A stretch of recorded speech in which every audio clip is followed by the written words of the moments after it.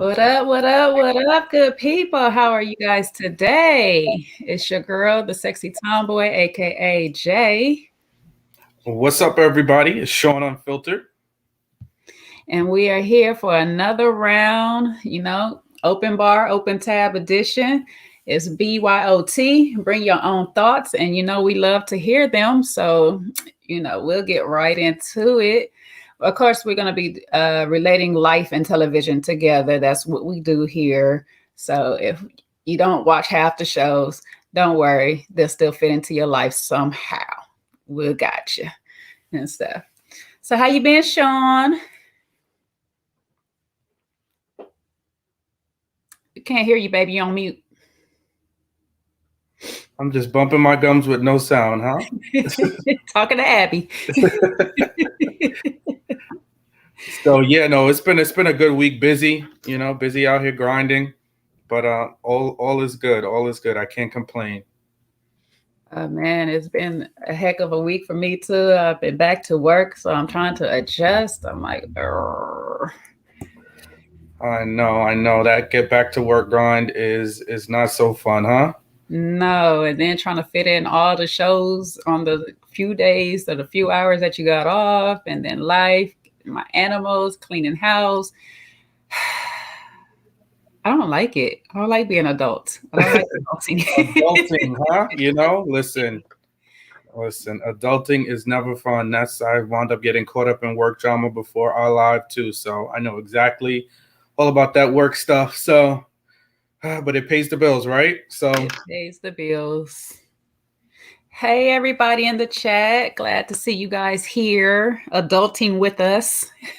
well, they're relaxing. We're still adulting because we half work and half having fun. I know. Y'all go ahead and put in the chats the hearts for us, your glasses if you got a drink with you already. I didn't make me one tonight. I'm on water tonight. I don't know why, but I probably need a drink. It's been after this weekend and all the things. I need a drink. You need a little something to cool your nerves, huh? I hear you. Man, okay, because I don't know if you've been watching the Insecure yet and stuff, but I just last caught night, up. me too. Sorry, Shawn, go ahead. Yeah, no, I just caught up. I see Octavia in there. Mhm. I think you said hello to Linda and Tiffany earlier. Yes, our So ladies. yes. Our faithful, our faithful Yes, few. I love them. Yeah, I just caught up on Insecure. I just caught up on the first episode of the reunion of Housewives of Potomac. Jeez, I was like, oh my gosh, Candace, you are something else, girl. She's annoying at this point. She is annoying. I'm sorry. It's the switch back and forth for me. Like, how do you go from like full on tears to rage in a split second? That's scary for real. That's heck of scary, like hella scary. I mean, I can see how the acting can work for her Mm-hmm. because she got it that killed that on and off switch real good. But Yeah, for sure. Definitely. She is an actress because it's like in that moment she's going to talking about her mom and telling the story. And before the tears even come, she's like, get me a Kleenex. I'm like, all right, here we go. Here we go with the drama. You got Andy starting to fold the napkins into little origami pieces. It's just what? annoying at this point. Now I just get annoyed. When she cries, I'm like, oh, come on. Here we go again. You know what I figured about them corners and them napkins too? I think she poking herself in the eyes so them tears can come down real quick. She can get a quick little jab. You can agitate her tear duct so the tears come down.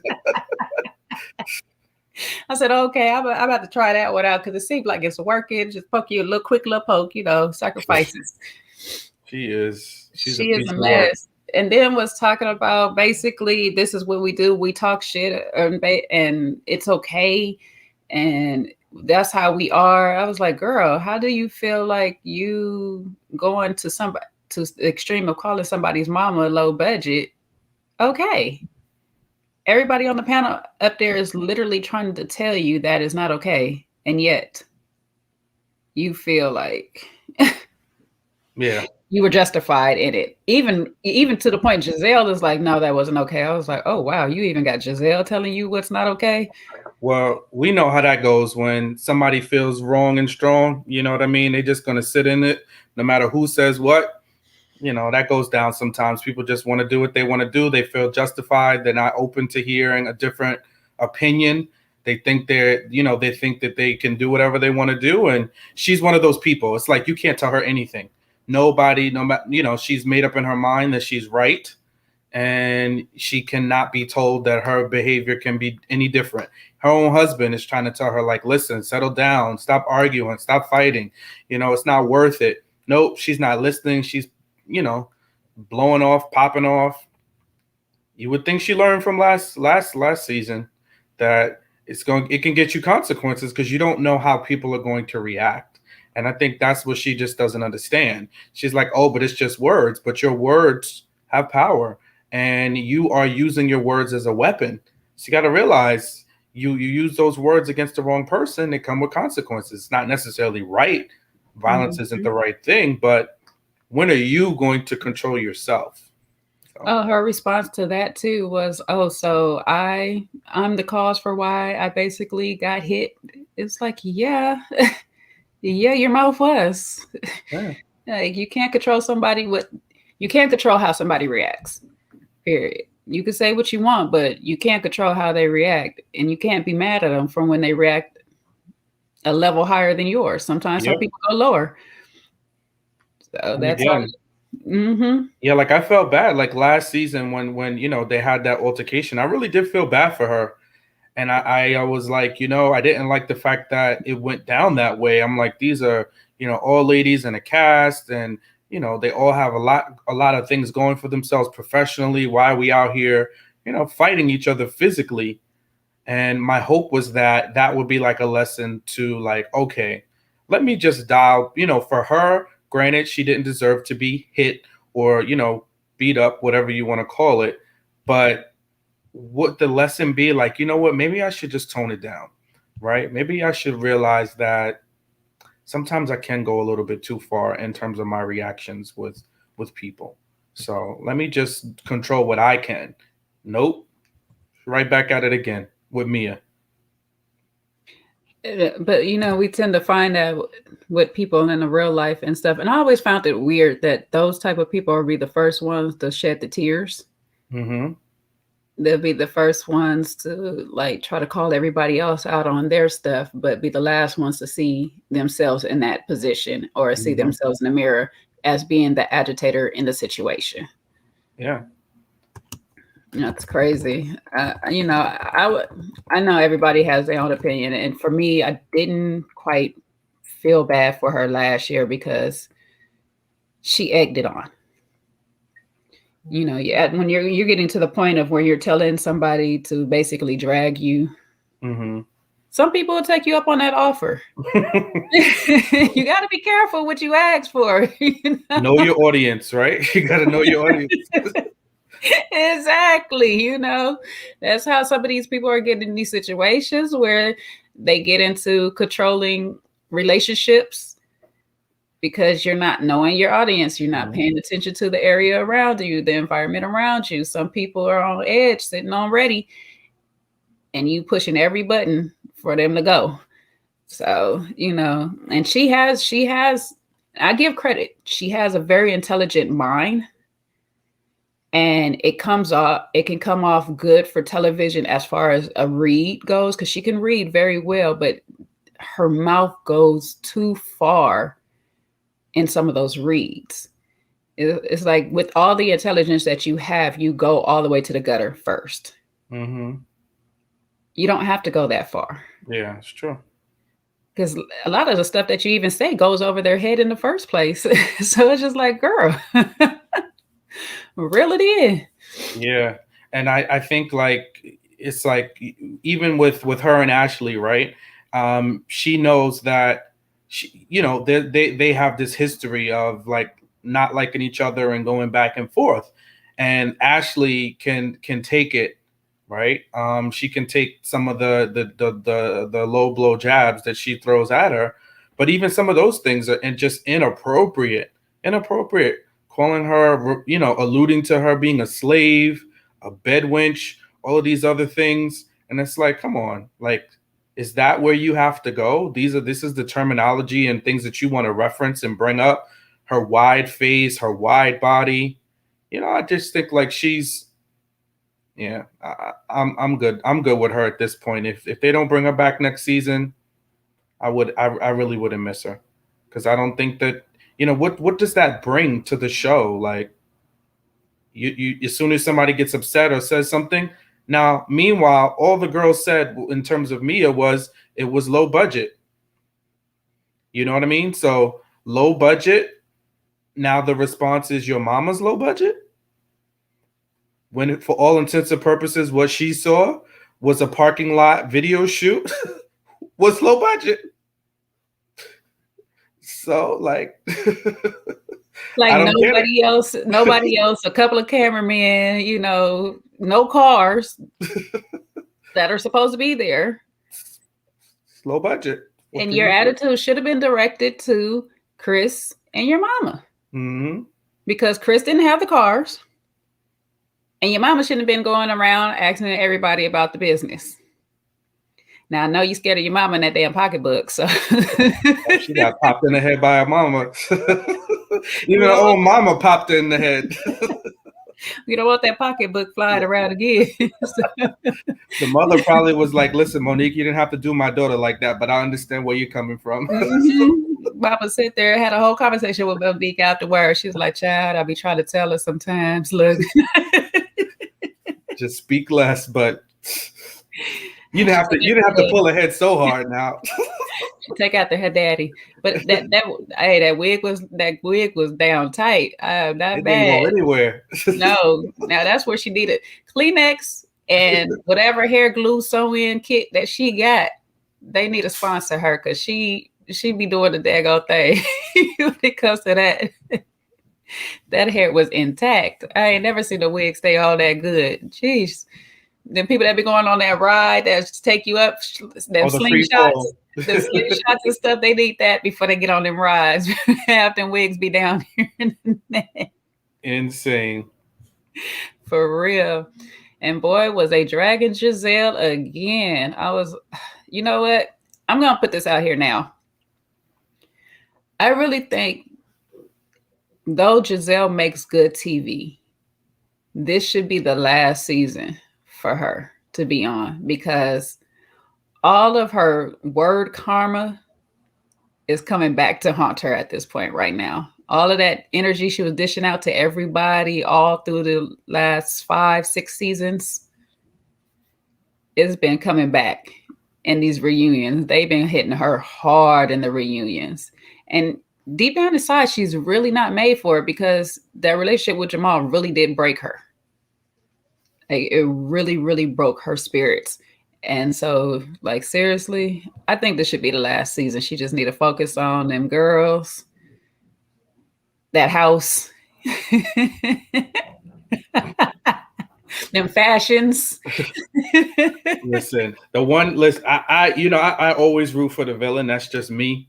I like her, and I like the fact that she doesn't let them phase her. So, because she says, listen, if I'm gonna be out here looking tacky, I'm gonna look tacky, and guess what? That's who I am. She stands in it. If she says something, somebody has a response for her. She takes it on the chin. She keeps coming back for more. The chin. Yep. She's like, what? I eat those. And what? The chin is showing how she eats those too. Yep. She's like, nobody's gonna let her see you sweat. No, I don't think so, Octavia. Her own daughter said it, and I love her daughters because they just speak so truthfully and open to her.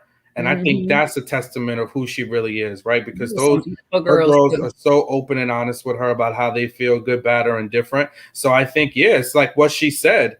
She says, listen, because of everything she's been through, she has to be stoic, right? We think about the mother from Greenleaf, the matriarch in Greenleaf that was played by Lynn Whitfield.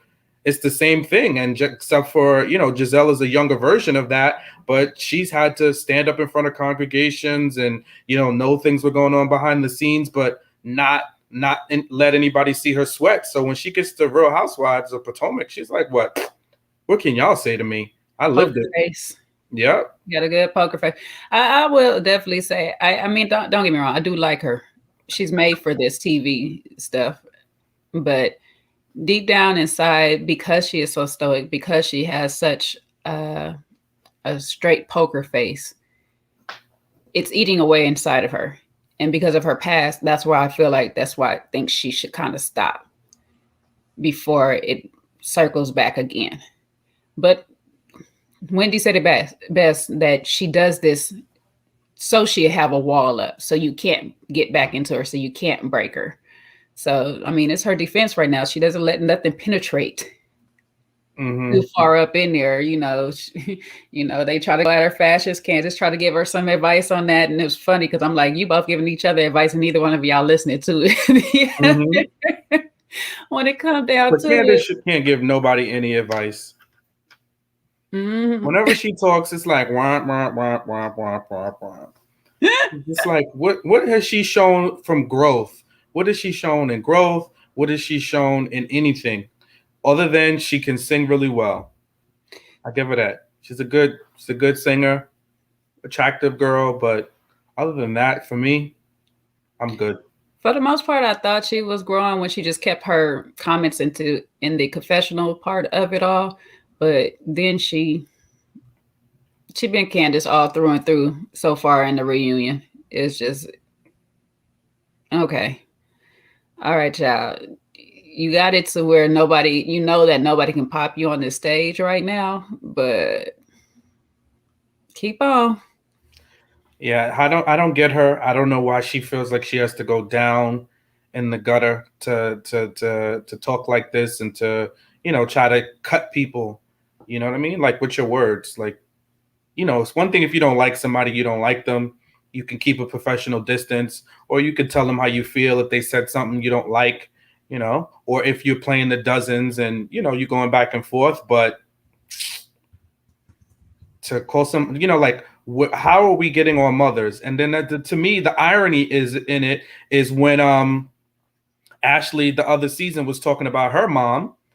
That's when she started throwing around butter knives and screaming around like a Tasmanian devil, just simply because Ashley inferred that we're in her mother's house. Don't talk about my mother. But here you're going to call somebody's mother low budget? Come on. Right, exactly. So, if Mia decided that she want to swing around some butter knives or massaging tables or whatnot, she'd have been all in her rights. But it is what it is. Well, I'll just wait to see some more of this episode, some more of this season, this reunion. I'm looking forward to Nikki coming on the scene. We know you is. We know you looking forward to Nikki coming on. Can't wait. Oh, the clip that Nikki sent them to tell them, she's sorry that she couldn't come. Boy, she looked just like her baby. And that I was like, if her baby did not look like her without all the makeup and everything, I was. Oh, you know what? I haven't seen any updated. I don't follow her like that. No, it was on the reunion. Oh, they showed the baby on the reunion clip? No, they show. Well, I see the baby on her page, but then they showed her on hers without the makeup and all dressed up like she usually is without the eye makeup and everything. So, she's you're talking about when they were like, oh, she couldn't make it, like that on the reunion. Clip, okay. Yeah, no, I haven't. I think I saw the baby once. Octavia, no, I guess I'm probably not a Barb in the sense of I follow her and what she does, and I follow her on social media. No, I don't follow her on IG or anything like that, but I'm entertained by her, and if she has a song out, I'm definitely gonna listen because I think she's a dope rapper and super talented. So yeah, that's about it. And I like her energy. She's got like that spicy, fun, kind of sharp wit. So I always like to see what she has to say. So I think it's going to be entertaining when she holds some of the ladies in Potomac to task. So I'm gonna do a shameless plug real quick because my cousin got to work with Nikki before, and so and then on top of it, her latest song "Go Up" has been playing in different commercials and even been in the last episode of Our Kind of People. So shout out to my cousin Jizzle out there. Congratulations, baby girl. You've been doing your thing. I'm proud of you as always, but you already knew you was a star. So quick shameless plug from your cousin. Love you. Nice. You guys go check out her music. If you find her on Instagram, it's I'm Jizzle, Gizzle. And so she's on there. Love her. Yes. Oh, speaking of Our Kind of People, it's coming back tomorrow, guys. So if you have been watching, it will be back tomorrow. So we will be back again next week talking about it. So hope you guys are looking forward to it. I definitely am. I definitely am looking forward to it. I think it's, off to a good start. I hope they slow it down a little for us, because as we were talking on our next live, it's like so much is happening so fast that I feel like I can't keep up. Mm-hmm. Yeah, I do hope they do slow it down. I don't know how many more episodes they got picked up for. Hopefully they continue out the season to a full 10. And so that might slow it down a bit and give us more time to breathe through each scene and, just be able to digest more character development as they go along. Because we are moving through it really, really fast. And it made sense when you only have 5 episodes. But now that they have a few more, we'll see. I'm hoping they do slow it down a bit, because I want it to last. I don't want it to be like a lot of our things that we've had in the past, a lot of our shows that we have in the past. Like Insecure was destined to be 5. Issa said she wanted 5 and that was it. So, but she still played it out to where we got character development along the 5 seasons.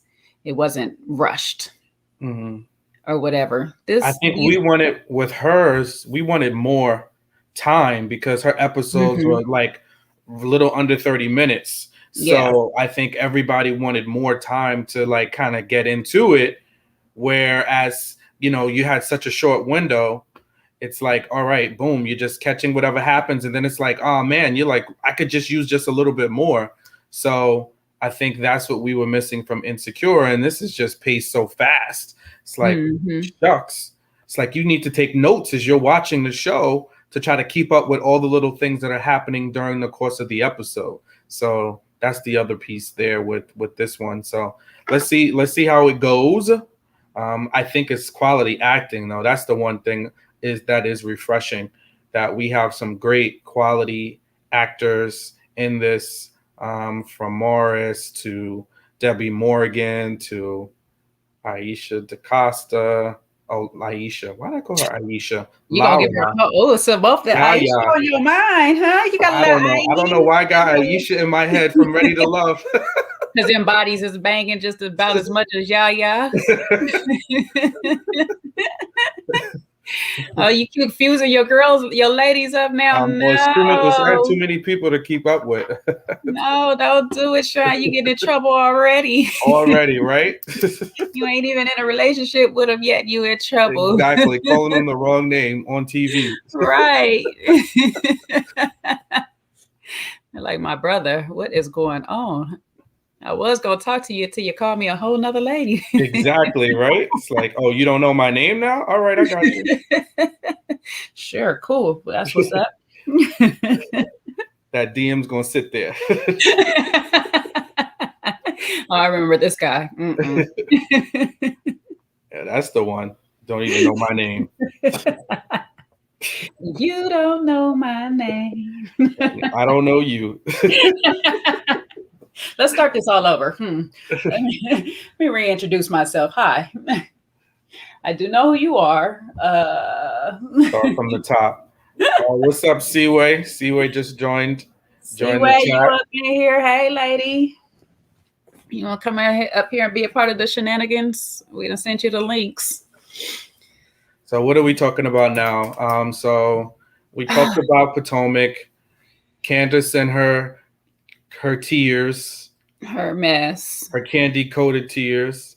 I want to save Insecure a little bit for last because I do have like a bit to go into with that last episode. Okay. That was a little bit of me and my daughter's father's relationship a little bit. So In the beginning, okay, so you got some personal testimonies to that. yeah, This yeah. also, what you say? Why? What? I'm sorry. Sometimes I lose focus. She says, "Yeah, why, Shawn?" I don't know what's the why. Tell me what we're talking about, Linda. We talking all things TV, so we're just going through different TV shows right now. Oh, yeah. Oh yeah, yeah. Why he likes Yaya? Or why he Why forgot do her I name? like her? I don't know. I said a lot of things. I just confused her name. Oh, Love and Marriage Huntsville. Thank you, Oh, Octavia. yes. Oh man, that is my favorite Let's show. let's get on the Octavia, you are madness. our people. That's it. Let's get on the I madness. got the Mondays. How the hell did I forget about Love and Marriage Huntsville? Ooh, because they so crazy right now. What is going on, Mr. Holt? Hotel Holt. What is going That's it. on? Hotel Holt. How you gonna be over here low key stalking PI and somebody, and you, I don't know what's happening. See, we don't watch that. Now, Linda, listen, I don't know. I guess I confused. This is what happened. I guess we were talking so fast in our own moment, but I just confused. I said Yaya. I said Aisha DaCosta, and I meant to say Yaya DaCosta when I was talking about the Our Kind of People cast. So that was just my little joke because I was giving Aisha from Ready to Love a compliment on the last live we did on Little Black Book's channel. So, you know, that's the little fun part is now I got a crush on Aisha and I'm confusing her with Yaya, who I have this other crush on.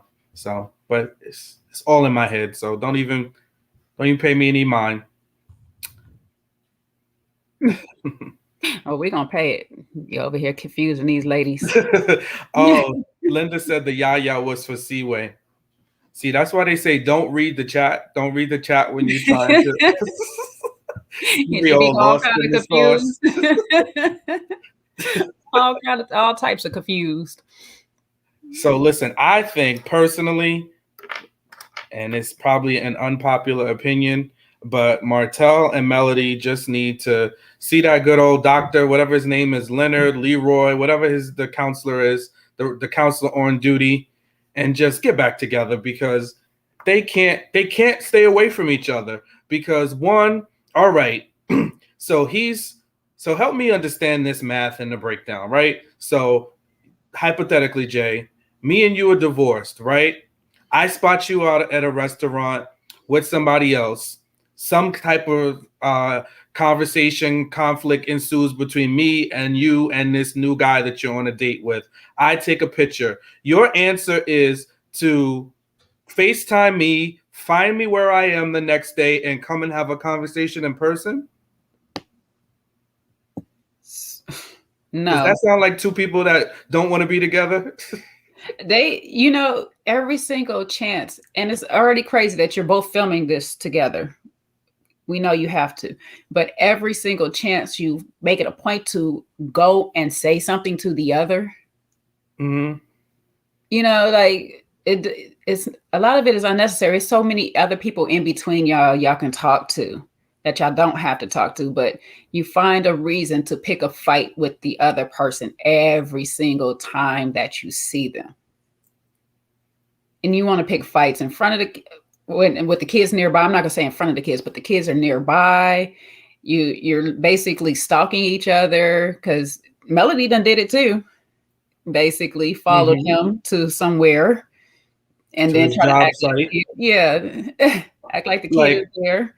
how is that going to work out? I'm going to come to this job site and what? How have they ever had a conversation in a public setting that's going well? Hey, Krista.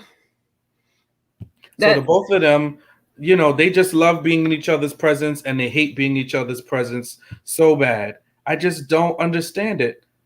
Like, what is he looking for? He has a whole family out there now with a new Mhm. baby, and meanwhile, you got time to track her down and say, "Oh, well, you can't go to my favorite restaurant." What, bro?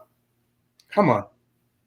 Well, I already told you about the story in my life, in my situation where that is going on, and I'm watching it play out. Where you done lost your whole family, and so now you're sitting here all sad and miserable at your son's birthday party because of it.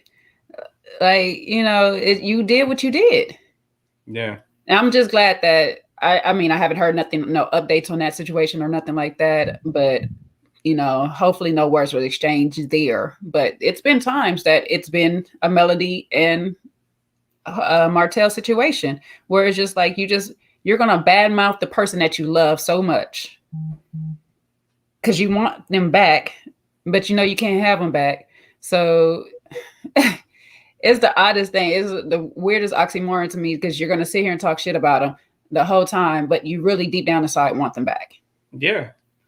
Yeah, they both, and then it's just this back and forth that they always play. Tiffany, no, we don't think the side chick should get a spot on the show, and Melody is an EP, so she will never get She a not spot gonna get that. on that show. It won't even make the cutting room floor. So She barely got her voice on the show, and they probably pushed for that to go through. through a phone call, so yeah, that Mhm. I don't think that would ever happen, and then Melody would probably exit right on out that show. Linda thinks they should. Linda wants to see the sparks. She wants Right. to. She's trying to figure out why did she tell them where she was. I don't know. I'm like, I've never been to Huntsville. Maybe it's that small. Maybe they got like two restaurants and two hotels there, and everybody seems to know everybody. I don't know. No, but the But how he got to the restaurant she was at is she told him. She yeah, was like, that's I'm going to XYZ. And he was like, oh, I'll be around there later. But then something happened in between. I don't know. they're just the weirdest too because it's I'm gonna be and frank and blunt on this. They're coming across very fake and just wanting camera time and making something for TV at this point.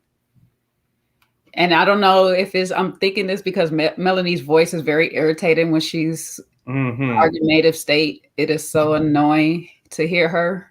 I'm sorry. But that little high pitched squeaky voice gets on my nerves when she's in a aroused state. And I'm just like, I'd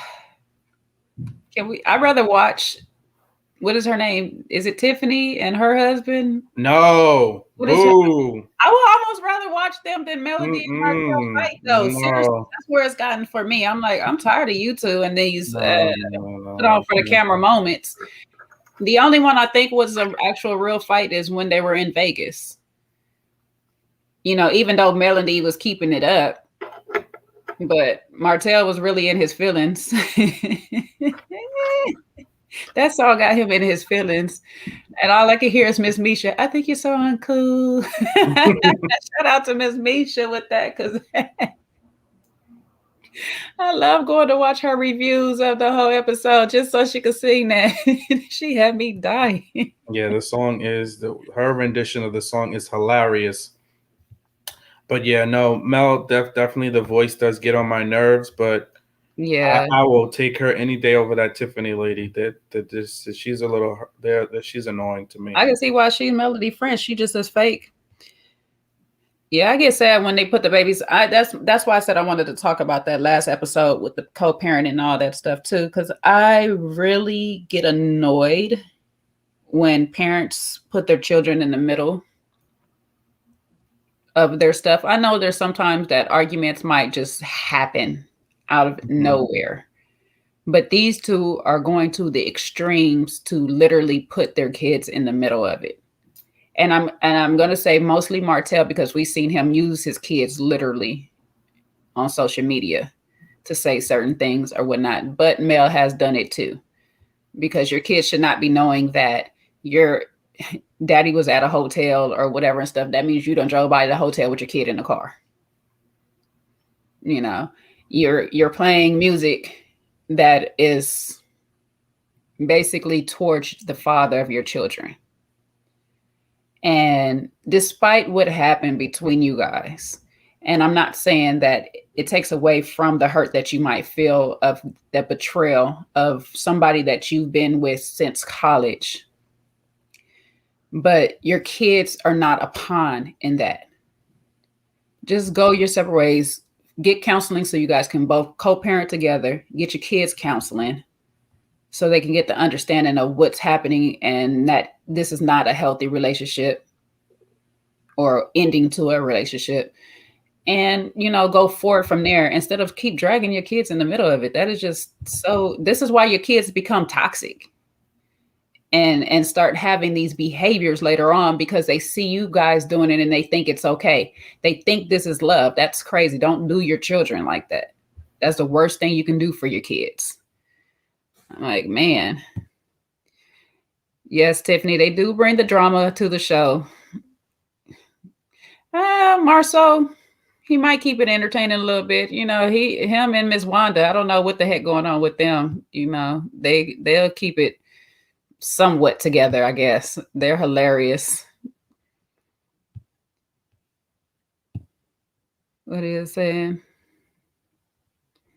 No, he don't like that girl like that. They don't have, see, that's the thing about side chicks too. Sometimes you had a baby for the man, and once you had a baby, he don't want you not fun no more. Now you're a responsibility. You're a whole job now, and nobody wants a whole job. They already got a job. They just wanted, a little part-time gig, a little hobby, something else to do. And now you done made him a whole 9 to 5 out of you. I don't even know how you want to be a side chick for that long. 5 years and then decide to have a baby for somebody. You are absolutely out your mind. I'm not gonna sit here and lie to you. I know some people has been side chicks, whether they know it or not, for up to 14 years. I don't know how they look. I'm gonna tell you now, I'll be a side chick for a half of a wave. And as soon as that wave come to land, I'm getting off this ride and going on about my business. I ain't trying to be nobody's side chick forever. That is one thing I'm not gonna do. Shoot, I'm not really trying to be your side chick in the first place. Now, if I happen to fall in that category because you done sat here and lied to me and didn't tell me the truth, then I find out, I might ride that wave a little longer depending on how good it is. I don't know. I ain't gonna lie to y'all. But after a while, I'll be like, you know what? I ain't gonna sit here with you, you lying piece of you. I ain't gonna do it. Don't play with me. What else we got on that show? Marceau being Marceau. Maurice is starting to be Marceau. It's starting to get on my nerves because Maurice is changing. These men just be changing on us, don't they? Shawn don't be coming for Tiffany. What you done did to Tiffany, Shawn? You on mute. Earlier, I said I don't like her. Like, don't be coming. I was like, don't be coming for chat Tiffany. She ain't did nothing to us. No, she's talking about Tiffany from the show. From the show, yeah. No, she's annoying. She's fake. It's always something with her, and it's like you're gonna come to a show filled with drama, and then you going to try to add so much drama, and it's like it just seems inauthentic to me. So. But she is. She unfortunately is. Oh, that's right. Kimmy and Tisha drama. That stemmed from what, season 1 or season pettiness. 2? Yeah, it's really Tisha keeping it up. Really. No, this episode, Jay. Usually, I'm always annoyed with Tisha, but this episode, Kimmy is just being ridiculous. I think she's just in her petty bag, like, why did you text me? Why didn't you call me? I know I don't ever call you back, but you always call me. Come on. Are you going to give the money or not? All right. She reached out to you to ask for the money. Are you giving it or no? Why are you busy focusing on how it normally was? This is what she did this time. She sent a text. Respond. We'll see That's how it. her bank account is set up. You know, she got to go through Marceau and Maurice, and that take about 3 or 4 days to Ooh, clarify. Kimmy, not Kimmy, please. how her That bank lady, account is set up. she would put her foot right on Maurice's neck and be like, "Let's cut this check." How that bank account is set up. You know, he done did some other things with the money before she do it, and Yeah, I think it was just like one of those little petty arguments where, for whatever reason, somebody wanted to be, it's like, okay, you should do this and you usually do that.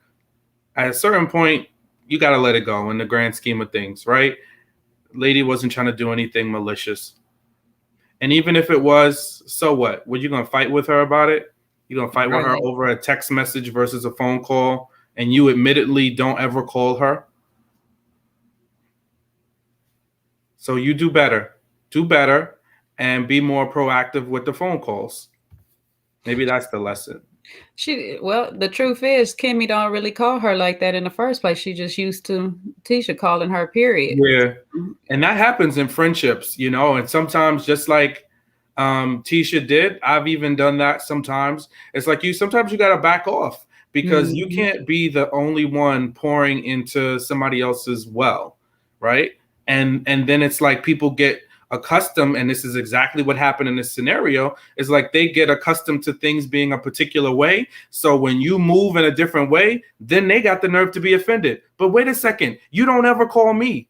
So now you're getting upset the 1 or 2 times I don't call you? You Right. got a lot of nerve, so yeah, I'm good on that. I've been known to do that in a friendship or a relationship. If I'm looking and I'm like, wait a minute, I'm doing a lot of calling, a lot of texting, a lot of reaching out, and I'm not getting any reciprocation. No, I'm good.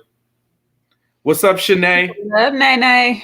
What up, Shanae? You don't give her now. Don't nay her now, Jay. Don't Hey, you? I was Nene. To be honest with you, I've been Nene until my little cousin came around with over the day days and stuff. I used Well, to be you be Nene. nay. Don't you nay Shanae? All right, Shanae. No, just playing. What? I will not have it.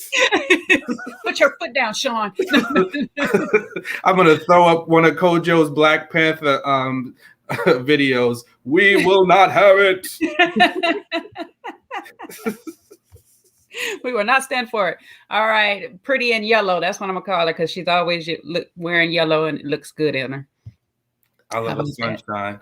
It's all love, Shanae. We just fighting over you. Don't pay us any mind. Oh, this is. Respectfully. Yeah, the salsa. They're just in-laws. That's all. They're in-laws. Yeah, they're married to the brothers, Yeah, but not, yeah. not They're even. just They weren't even in-laws. friends. They didn't even know each other before. And on Exactly. top of it, Tisha gave her shade for kind of like coming into the marriage. She thinks that she was catering to what's his ex-wife name? What's that lady's name? Jacopa? I'm jacking her name. It's something. We gonna call her Jacopa right now. Coming into Jacopa's relationship. That's her name right now. But it's a different name. I forgot what it is. I Oh forget man, what it is too. I it's don't know. definitely not Jacopa. But Yeah, but ruining Jacopa's relationship, Tisha didn't like her off the top. forgive me, that's the Southern in me because my grandfather would jack anybody's name up. He will give them a whole new name. I don't know. I don't know how Shawn gonna feel about it, but I think Kimmy don't care because of the way she was treated when she came in. Because, like I said, Tisha was the ex-wife's friend, before. And so sometimes when you have that friendship and then a new woman comes in. Kaiwa. Iowa. Okay, there we go. I had the Jacopa. last letter right. I think I like Jacopa better. Tisha was Kiowa's friend to start with, and then you got this whole new lady that Kiowa felt came in and destroyed her marriage. And so Tisha was going in on Kimmy at first. So, to be honest with you, if I was Kimmy, I kind of would be slow and hesitant on being your best friend or anything, having a real good relationship with you moving forward after that too. Because you just took the stance of somebody and you never came to me to even talk about it. So, yeah, I'll be leery of her, probably to the point I don't care either to have a relationship with her.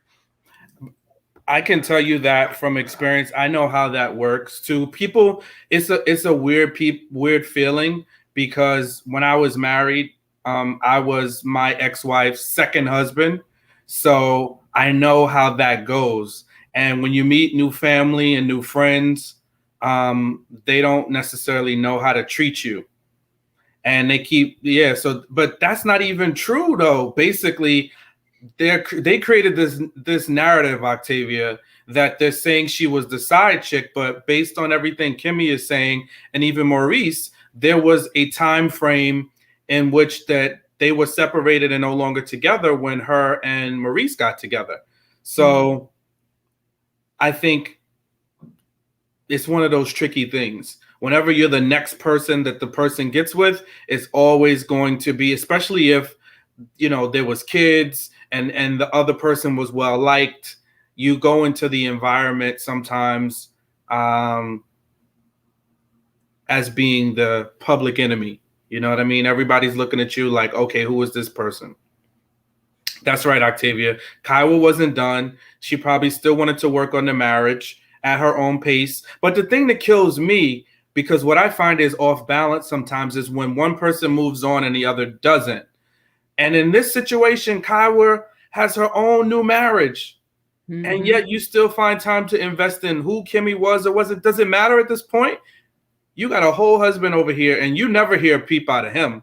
He just sits there. He a good man. Yeah, he's just quiet. He's like, I'm not getting involved. Y'all want to move to Huntsville? All right, I'll think about it. I'll consider. I'll come for a trip. It's like, bro, what you got to say, bro? Right. You're like, I'm just here for the ride. I'm just here so I don't get fined. He's like, that's right. I don't want to hear her mouth. He was like, I see what happened to him over there. I don't want that. I'm good right here.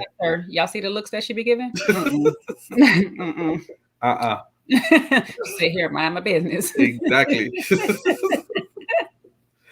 I just came to the event just to support. Octavia says she don't care. She's a side chick, and that's right. That's what it's gonna be. In her eyes, that's all she's gonna ever be. That's all she was. She ain't shit. Her daddy ain't shit. All of them. How is who a lawyer, Linda? Maurice. Dang, DeSalsa, you done came for his whole career. Jesus, lawyers are imperfect too. Lawyers could be messy. The same way. Dang, how her name just slipped my mind. Phaedra is a lawyer. The same way. Oh my gosh, she's a lawyer, a mortician, everything. She's all of the things. She's every woman. There's a lot of lawyers out here doing a lot of interesting things. Seaway's a lawyer. Let's talk about a Seaway. Come and tell us. How are you doing, girl? How many messy lawyers do you know, Seaway? Tell us. Don't tell me the lawyers is getting like doctors now out here in these streets. Shoot. Like these nurses. Oh my goodness. So absolutely, yeah. What else? Love and Marriage Huntsville. So we got, of course, the Martell and Melanie ever-going saga. Those two should just write things down. I don't know why they have to have conversations that are never going anywhere. Who else? The mama drama. Oh, we had the Grandma's Bad Girl Club. Man. Finally, Tisha, I was so proud of her. And as much as I love Miss Wanda, I was so disappointed in her when she got to talk about taking off all this stuff. Like, okay, I know I used to be the one that be like, there's no age to where a person can get their butt whooped if they go there with me. But sometimes there should be an age when you might have to think about a hip replacement coming in or something if you fall. Yeah, she's too old to be scrapping out here in these streets. Yeah. Like, come on, your grandbabies is all outside with you and watching this. Phaedra got 50. Phaedra is Jamaican. You got one job. Oh Lord, man, where wrong with you? You need 3 jobs. I got 15 jobs. For those out there, Jay is half of her family's from Belize, so there's no cultural appropriation with her accent. Right. Although I'm no Jamaican, but I don't know about that accent. But okay. I gotta slow it down. You got 15 jobs. That's it, man. No way. No way, man. No, Jay. No. I ain't got it yet. No. There's no yachty in you. You're a rude boy, man. Jay. Stick to New Orleans. You don't know my life. I'm gonna start speaking like Jocelyn. You don't know my life, Stevie. What? No, Stevie. Oh, that's what Linda is saying. Your wife gets attacked and you have nothing to say. Well, listen, Maurice is also strategic, so he doesn't want to get in the middle of it. So he's like, nope. I'm not getting in the middle of what did Greg Leaks used to say, I'm not getting in women's business. Yeah. Greg Leak used to say that. So some of the guys take that approach. Clearly Martell doesn't, because he gets in the middle of it sometimes. He's a Peter. Yeah, he's a Peter.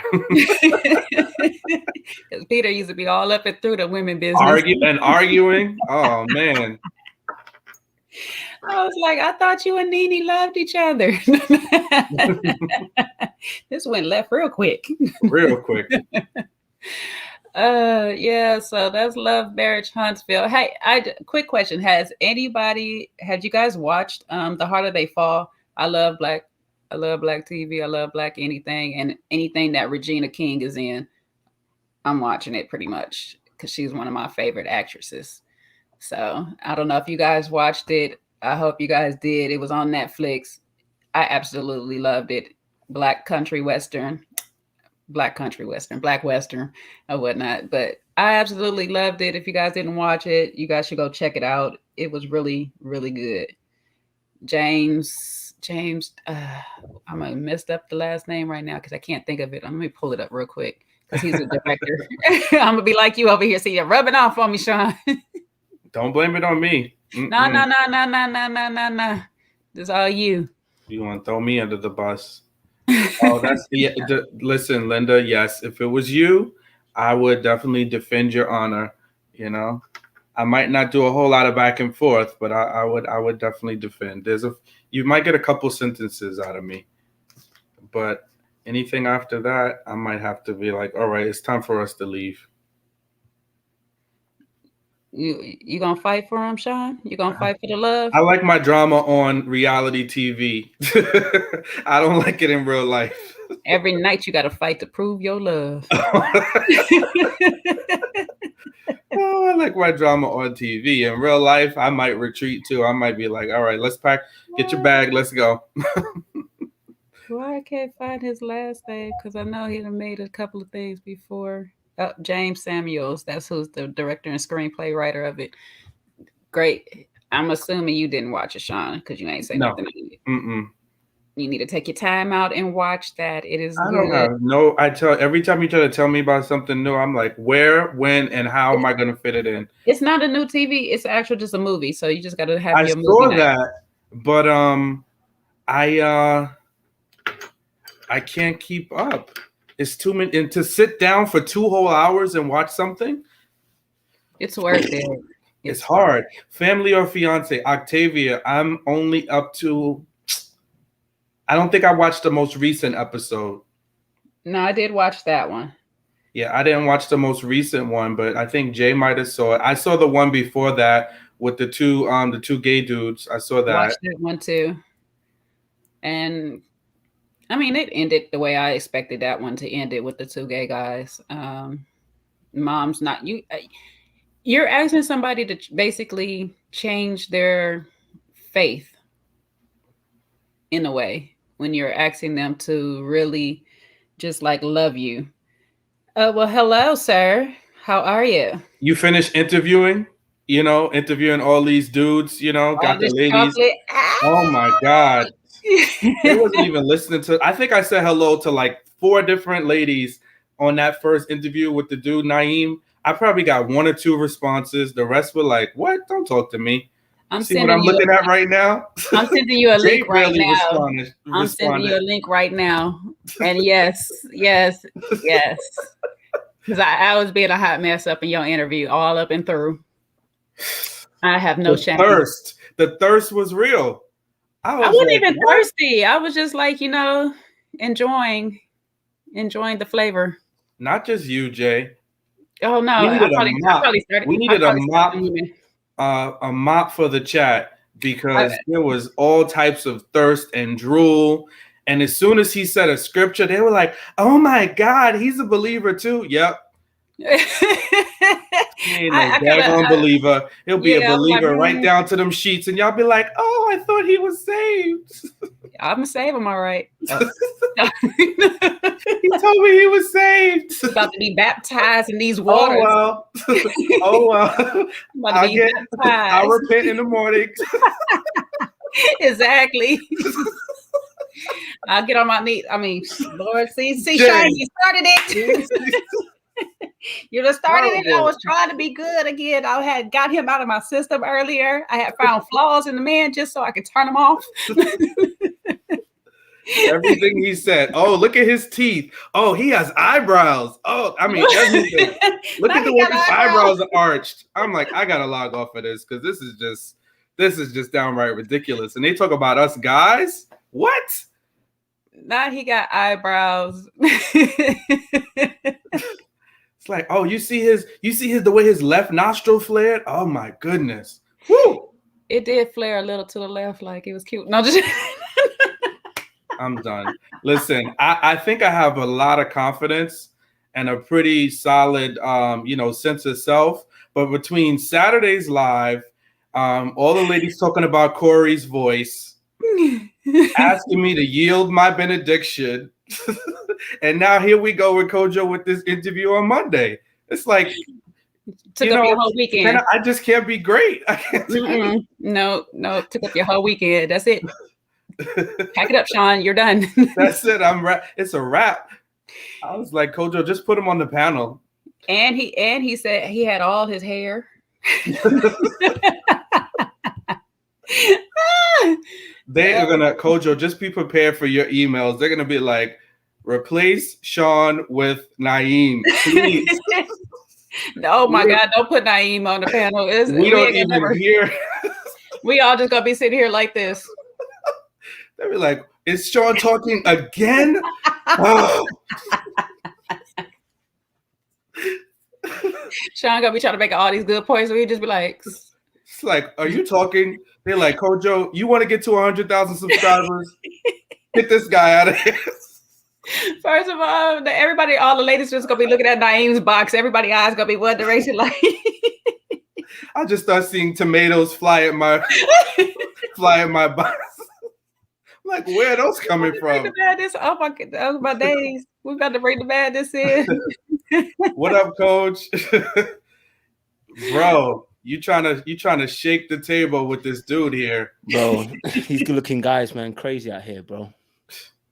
Man, hey, you brought him in, man. It's not my fault. I admire the views. So much chocolate on that screen, bro. It's mad. Exactly. Eye candy I'm just was trying to be the cream to y'all mix. I hear you. The eye candy was correct. Don't worry, sir. We will get the females soon. Don't worry, sir. We will get the females soon. Please do. And bring back Leilani. I want Leilani on the panel. Listen, I'm trying to get Leilani. Listen, I'm gonna get Leilani. Don't worry, we'll get Leilani back in before Christmas. And I'm gonna get Leilani on the panel. That's what I'm just gonna do. One of these right here. I'm gonna get Leilani. Yes, Leilani and Sydney. Woo! Listen, if I want to get Sydney on there, So hopefully we'll get Sydney on. Oh, yes, Linda, he's not your cup of tea. Okay. Yes, Trey Mac, we was being thirsty earlier. Okay, we was all parched on Kojo's channel earlier. Okay, the streets was extremely hot and there was no hydration, only chocolate. God of the mercies. Oh, Crystal said we don't want to get rid of you. Shawn, they already distracted by Corey's Bro, voice. they were going wild for Corey's voice last night, bro. Listen, I was holding on to my fragile masculinity, bro. Not the fragile. They was literally Kojo. All the wisdom, the knowledge I've been dropping in the channel for the last 6 months. I've never got a Cash App request. I was tight on that. I was like, this girl, not only did they Cash App the good brother, and you know, I celebrate my brothers. Me and Corey are friends. We're Scorpio brothers. So did they actually do it?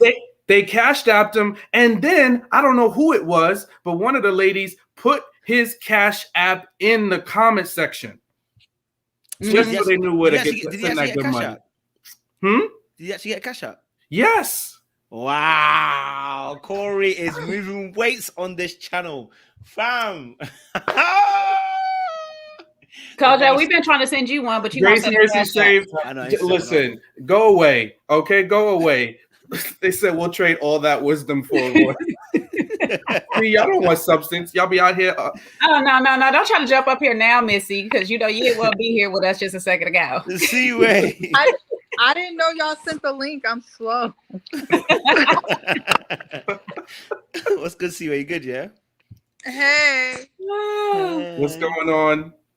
We'll talk all things drama. Hey, C-Way, are you still with us? You awake, child? Y'all know I go to sleep at 10 o'clock. Yes. Early C-Way needs to be part of Golden Girls. No. I swear I do. early sleeps out here. I hear you go. So basically, he saw the edit. He said he's noticed something strange in the comments. Trey Mac, my good Southern brother. Yeah, the thirst was next level for that good brother. I didn't get a chance to catch the second interview you just did, but I'm sure they were salivating over there too. I came over and started it real quick and left. Look at you, abandon your own channel. I didn't. You wasn't even here yet, so I read over there. It was like, okay, I got time. She was moving like it was Clubhouse, bro. Exactly, moving through the rooms. I was like, oh, chocolate. Wait, Kojo, I was just on your channel and I didn't see an interview. I was doing praise and worship on the Travis Scott video. Oh yeah, busy. Listen, I told you. Listen, after this, I'm about to do some more work. Cause listen, come next week, I'm booked in it, so I can't do no work. So I need to do all my work this week. You know what I mean, we're gonna squeeze it all in. Wait, what I missed? Who you interview? Who I interview? It was just the guys from Love Locked. That's what the girls were salivating over. Yeah. Man, we got on there. He was smiling. It was a Morris Chestnut smile. He had all his teeth. You know, then he had a little chest out. That's what we set in the bar at. He had all of his teeth. It's not just that, family. He's a good-looking guy. He's a good-looking man. Bro, even me, I said, he's a good-looking dude, isn't it? Freaking heck. Yeah, and then he had some intelligence. I said, because I was trying to find ways not to keep looking at him. And then he started talking. I was like, sorry, Shawn. You got to show a little chest, Shawn. He was showing chest, okay? You got to. He was showing chest. Freaking hell. Don't let him do that to you, Shawn. Don't let him drag you into that. I will not drag you into that. Look, see what I'm Crystal, saying? really? Come on, Crystal. How many panels I do for you, Crystal? Are you going to... Ridiculous. Linda, what Tyrone? Not Tyrone from Ready to Love. He said Tyrone interviewed, then we're talking. Tyrone from Ready to Love, or there's another Tyrone you're talking about? Which Tyrone? I hope not that Tyrone. What? Isn't Corey interviewing tonight? Corey who? Black Made Media? With Crystal. I didn't see it up there, but maybe it is. I saw the poster for it. So let me see. I didn't see no poster today, but maybe they are. I would not. Which all one right, of my comments? I appreciate you. Thank you. I said a lot of crazy comments. You know, Kojo was hating on me. He wouldn't send none of my. Corey from Ready to Love. Yeah. So let's talk about this, Kojo. Huh? Wait, who's interviewing him? Because I kind of want to see that. That's on Crystal. That's on Crystal. Did it air already?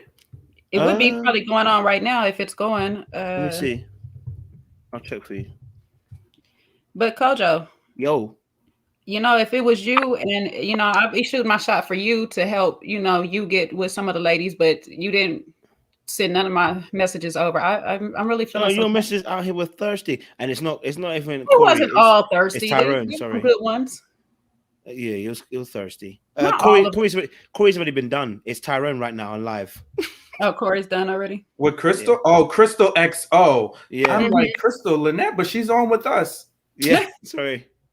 I mean, I watch Crystal's interviews sometimes, but I guess because she's a publicist. It's just straight show. It's straight about the show. Ask the question. No disrespect to her. So I don't know her from a can of paint, but sometimes I watch them. Oh, I missed the crazy. I'll watch it later. I have something to watch at work tomorrow. I'll be watching it. Coach, not all of my stuff was thirsty, okay? You didn't have to do that, you know? You don't have to play me like that. Not all of it. Anyway, you missed it. Jay was calling, I mean, the brother was, she was like her baby daddy. This was this. He's an athlete. He's looking to be my baby. He's looking to have my kid, but then he already got like 2 baby mamas or more. So he don't want no more kids. So it was perfect. You know what I'm saying? Hey. Can we be great? I don't even know what love. I don't know what love locked is. I don't know either, but he look good. I'll be love locked with him too. Yeah, because we sure don't have no eye candy on Ready to Love. So yeah, that's all I'm saying. I'm listening now.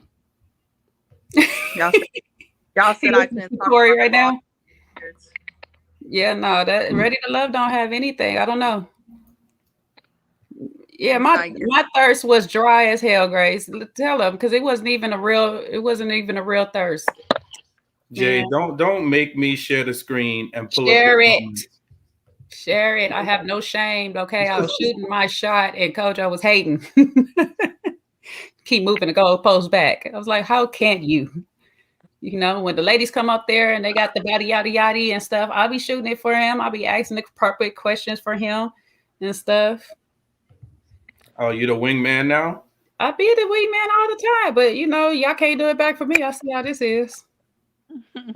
Just Jay, you don't need no more complications. I need y'all to run interference. Or entanglements. I need y'all to run interference. That's all. No, I will not. I'm trying to be like Jada out here, okay? Oh no, come on now. That's dark arts. It's Kojo. Not Jada. Yeah, that's a different series.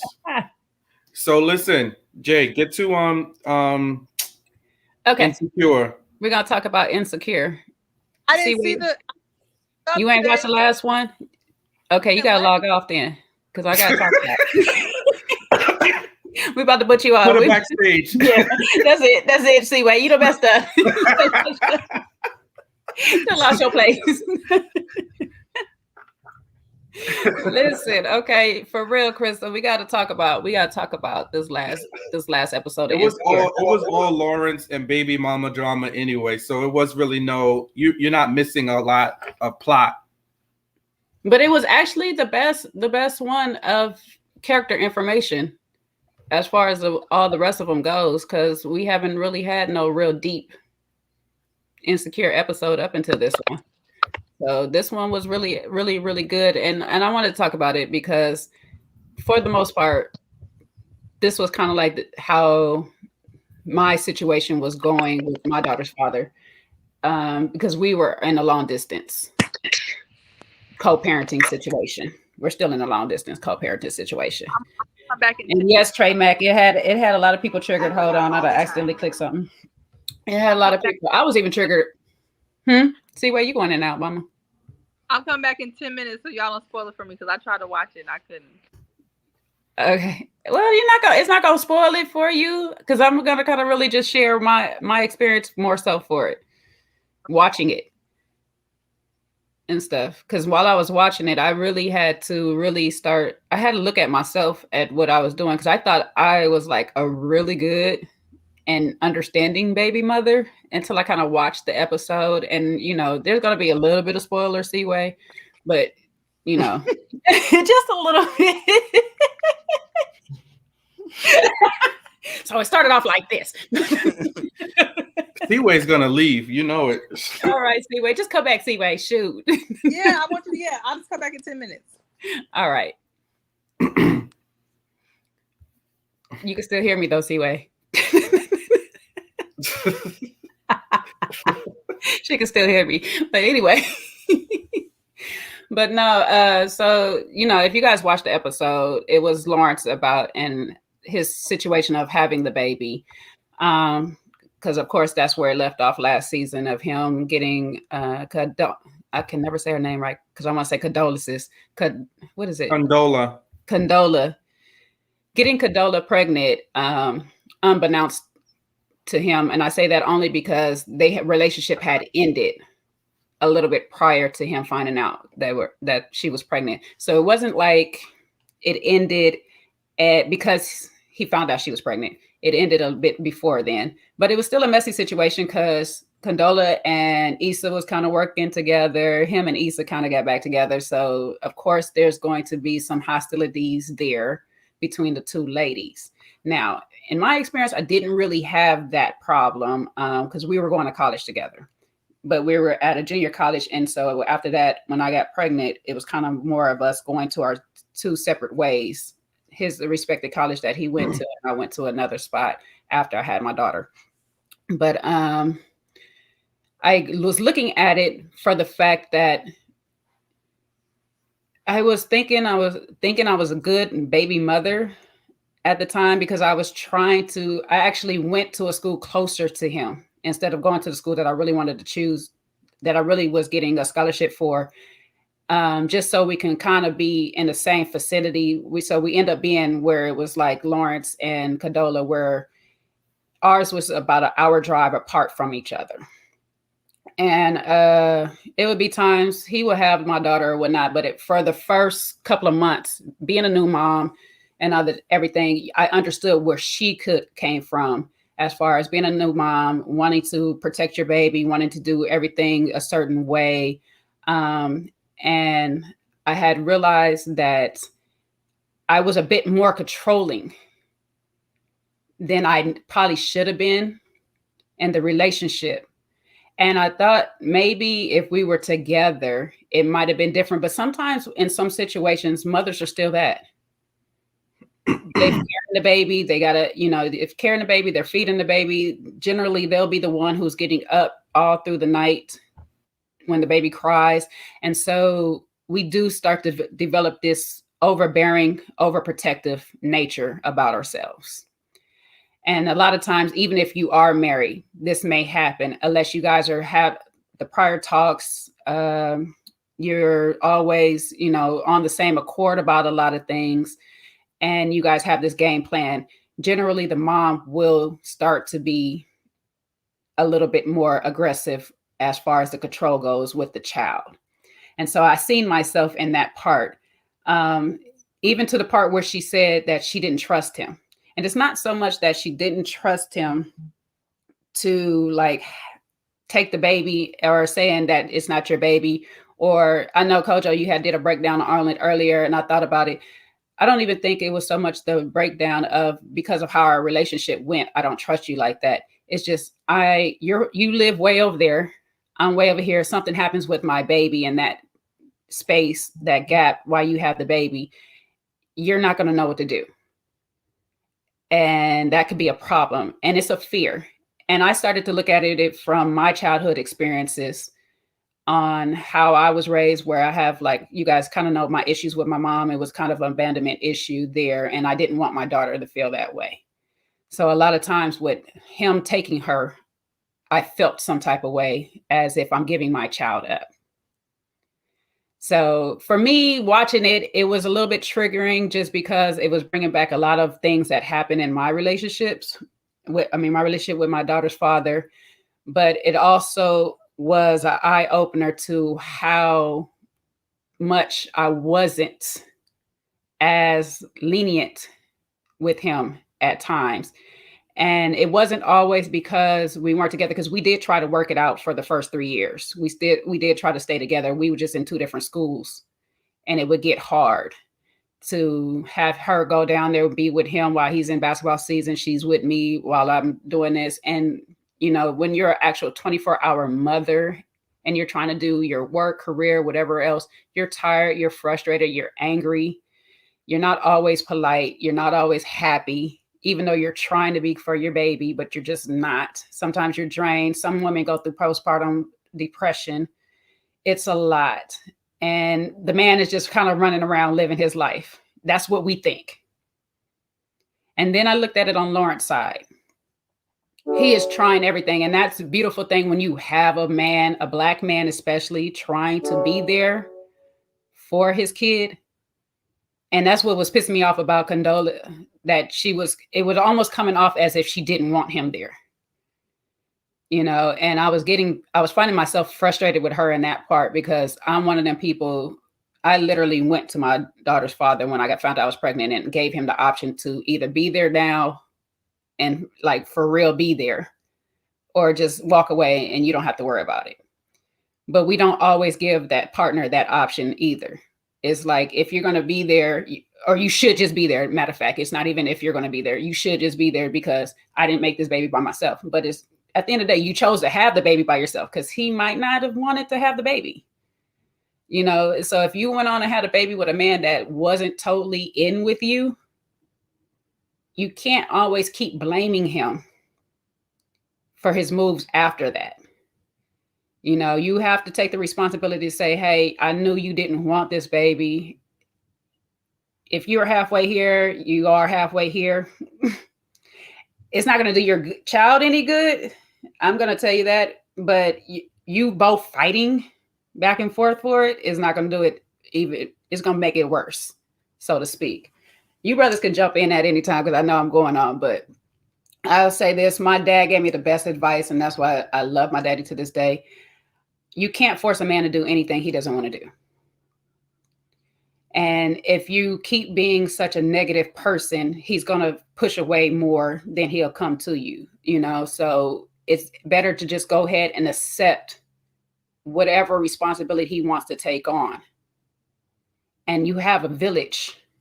Some of us do have villages. I know some of us don't, and it's not going to apply to you guys. But some of us that do have villages, you still have other people in your life that can still help you where that man falls short. So taking it out on him and using your child as that weapon is like the worst thing you can ever do. I would never recommend that for anybody. I don't care if you're male and you got the kids, or you're female and you have the kids.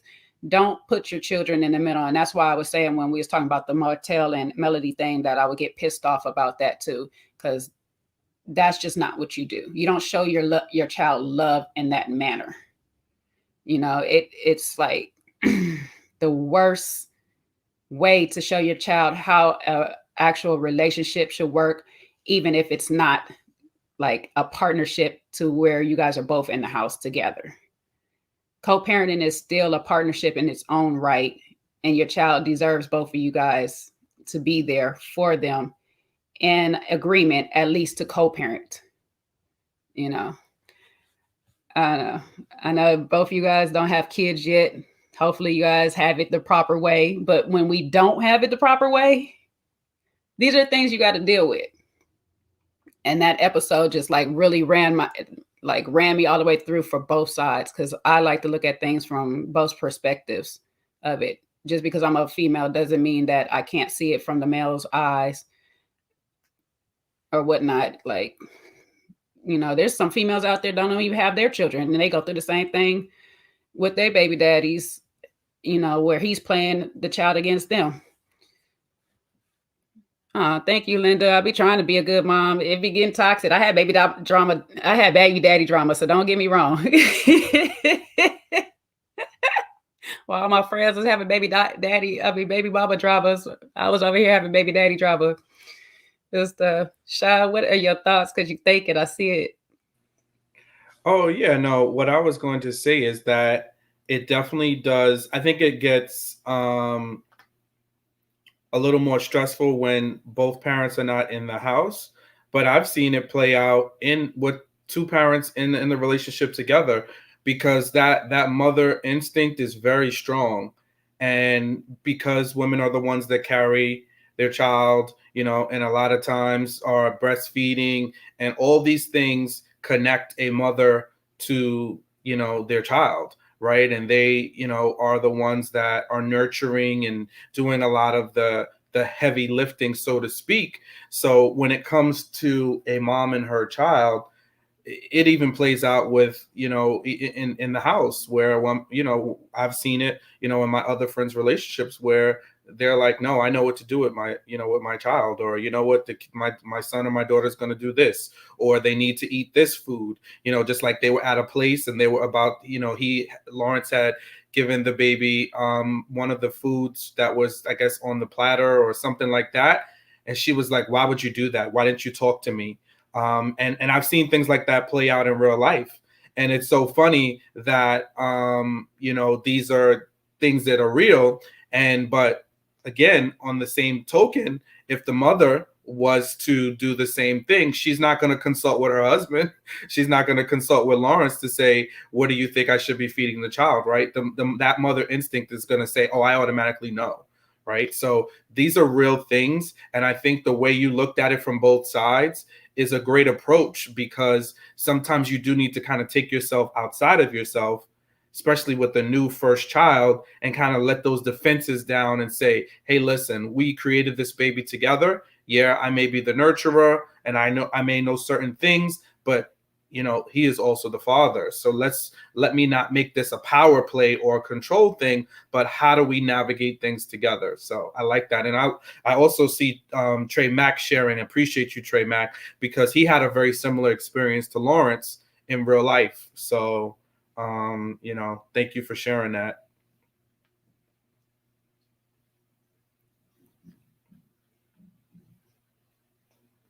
Sorry, my phone started ringing. But Kojo, any thoughts?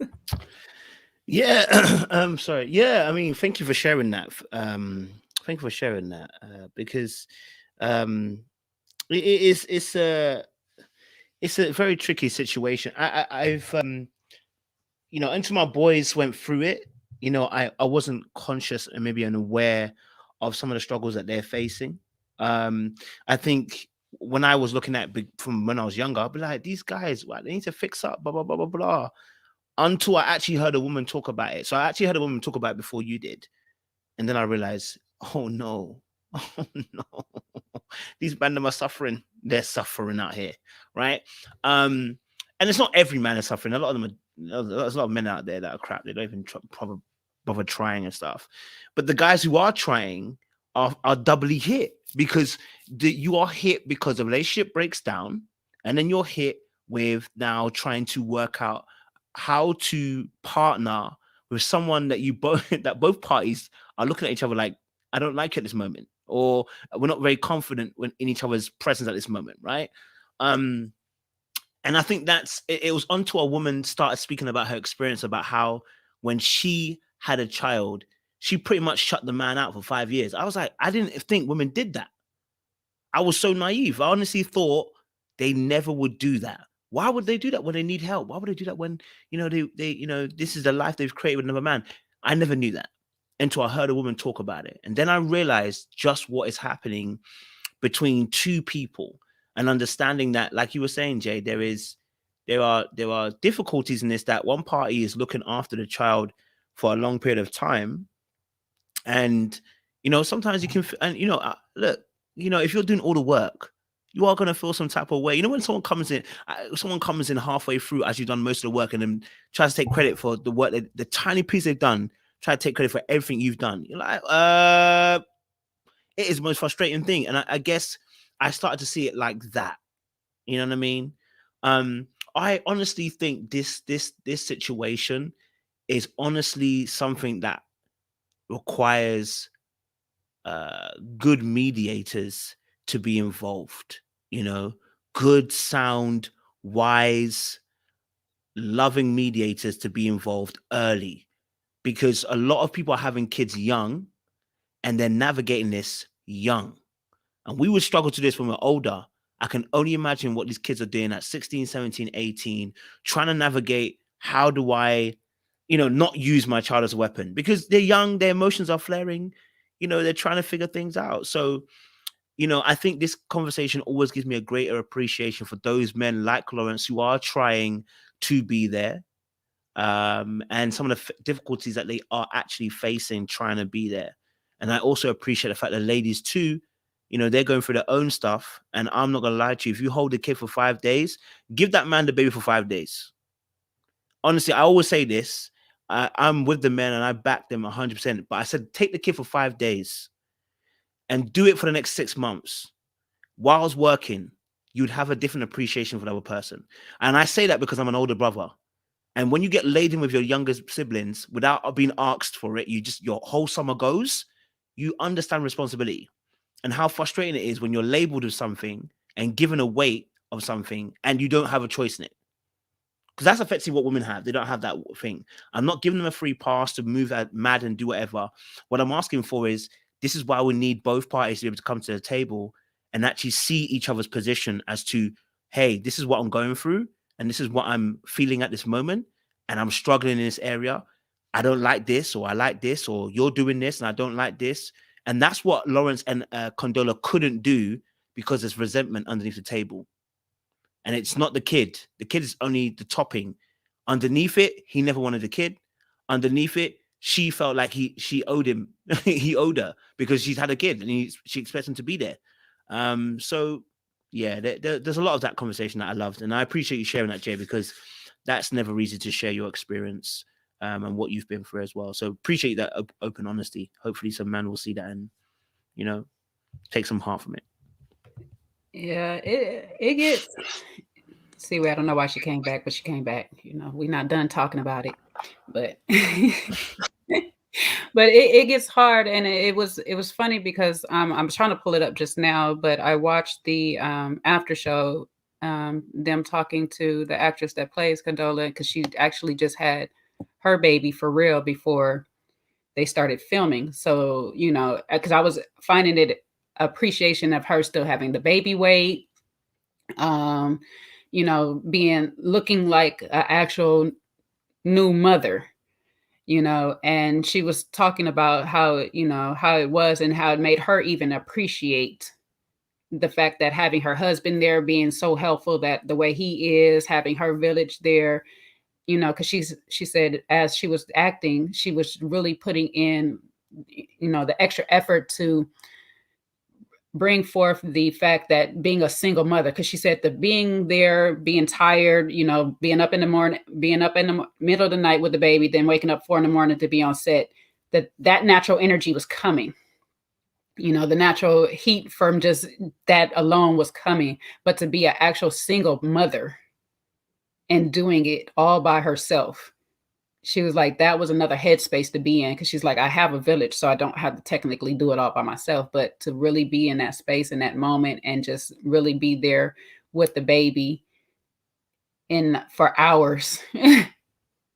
You know, and that's a whole different experience when you're just a mother and you have to wake up and you have to feed it. You have to go and change the diapers. You have to go buy the food. You got to go get the clothes. You got to feed yourself. You got to bathe it. You got to try to sleep on their schedule. You're not always the friendliest. And then here comes the dad just stroll in like, oh, let me hold my baby. Okay, well, thank you for letting me hold the baby. Now I'm gone again. You know, sometimes that anger does build up inside of you, that resentment. That's what it actually is. It's a resentment because that person is now able to go and live their life as they've been living it, and mine has now changed. I can't just get up and go when I want to. I got to find somebody to watch the baby. I can't just, you know, hang out all night because I got to get my sleep when the baby is asleep. I got a new life to be responsible for. And even like you said, Shawn and Crystal, read yours, even when there's sometimes 2 parents in the home, it's still that dynamic. For the most part, the woman is still going to be the one taking the full burden of the child. And it's just, you know, I know a lot of people keep saying they want traditional ways, traditional this, a traditional man. That's traditionally what it's going to be. You're going to be the one responsible for the baby. I won't say, if you're in the house with a husband, I'll say probably 70% of the time. You know, that's a reasonable number. You're going to be the one with the baby 70% of the time. Now they're giving men maternity leave, which is also nice, so he can spend the time bonding with the baby. But that's another thing too that I've watched. If you guys watch the show You on Netflix, the character there, they just had a baby, and that was one of the things the mom threw in the husband's face was, you're not even bonding with the baby. You don't even have a bond with your child. And then sometimes it's like, how can I have a bond with the child when you're holding it all the time, when you have the baby all the time? Every time I pick the baby up, you're telling me I'm doing something wrong. I can't feed it the right way. I can't hold it the right way. I can't do anything. And we do this not knowing how the man feels on the inside. And eventually we're pushing him to be on the outside of our house. We're pushing him not to want to engage in any of the things that we're complaining he's not engaged in. We don't see how much we're impacting that situation. So sometimes when we're new moms, we have to really just relax. And it helps when you have a village and you have a husband or a man who wants to be a father that says, you know what, I see what you're going through. Here's a spa day. Here, let me just take the baby off of your hands for a couple of hours. Let me just do it. When he does that, let him. Just let him. You'll come back refreshed and happy and rejuvenated. You don't realize like 2 hours of sleep, just sound good sleep will do you so much good. You would just really appreciate just that little bit of time alone, that me time that you have, because you don't get it anymore. You just don't. I don't know. But yeah, I had to talk on it a little bit. I was going to go probably a little bit further because I wanted to do a whole segment of co-parenting later. But it's not easy. It's not easy to co-parent. It's better just go ahead and just do it the right way so you guys can co-parent in the house instead of co-parenting 2 different states or 2 different cities or just 2 different homes. But if you get to that point where you are co-parenting 2 different homes, you guys really do need to be on a sound accord as far as the structure and everything, because even that scene where he had went to feed the baby, and I got it in that moment because some foods will irritate your baby and now their whole routine is off. Now I'm up in the middle of the night while you're gone about your business and I'm nursing a crying, aggravated baby. Like, please talk to me. Please. Well, I'm watching it and I'm like, I hope my wife doesn't do that to me. She shouldn't. Like, honestly, because that'll be a frustrating thing. Like, because honestly, in my siblings, I've done all of that. Just staying up late, looking after them, feeding them. Now, I just haven't done breastfeeding, so that's the only thing I don't know about.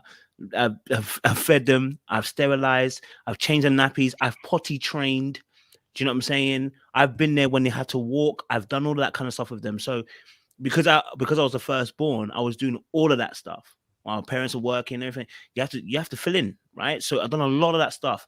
Putting the baby to bed, getting the squelch on you, cleaning up after I've done all of that, right? So as a man, for me, it will be so disheartening if my wife was to try and question me on every single thing I'm trying to do. You know what I mean? I'll be looking at it and I'll be like, babe, I'm gonna need you to chill, okay? Because I know what I'm doing, okay? And if you can't trust me to look after this child, we gonna have problems. Okay, like I want to be able to be involved as well. I want to be able to be. Someone said Tyrone's crying on Crystal Jordan for its sake. I want to be involved. Don't do it. Don't do it. Now I've got to see if he's crying. No. Yeah. I wouldn't want that. I wouldn't want that situation to be my portion, like Lawrence and Condola. But again, I'm understanding where she's coming from and stuff. I just think to myself again, those who are in separate who are separate and they're doing, because I've seen it so much time, and I'm sure Shawn can talk about this. When you have your guys that are in this situation, it is mad. When they tell you the stories, you're sitting there like, nah, and especially if you know the girl to some degree, you're like, nah, she wouldn't do that to you, bro. In your head, you're saying she wouldn't do that to you. But when he's telling you, like, but you wouldn't lie to me about this, bro. You know what I mean? And it's like, it's a mad, confusing situation to hear, to hear what people are going through in these situations now. You lot are gonna make me laugh, and I shouldn't laugh, bro. I shouldn't laugh. Is he really crying? Let me just see. Wait, is he crying? No, hold on. Oh Okay. man, you about to have us all over there watching her channel right now. This is gonna be a watch night. Right? Should we do a watch party real quick? Someone said that exactly right. Just share the screen for just share the screen. Share the screen. so we don't lose people. Just share the damn screen at Let me this see if point. we gonna get trouble. Let me see, but I'm gonna put it up there anyway. Let me try to find it real quick. Hold on. Why is it not showing on my thing? Okay, you know what? Oh, here we go, right here.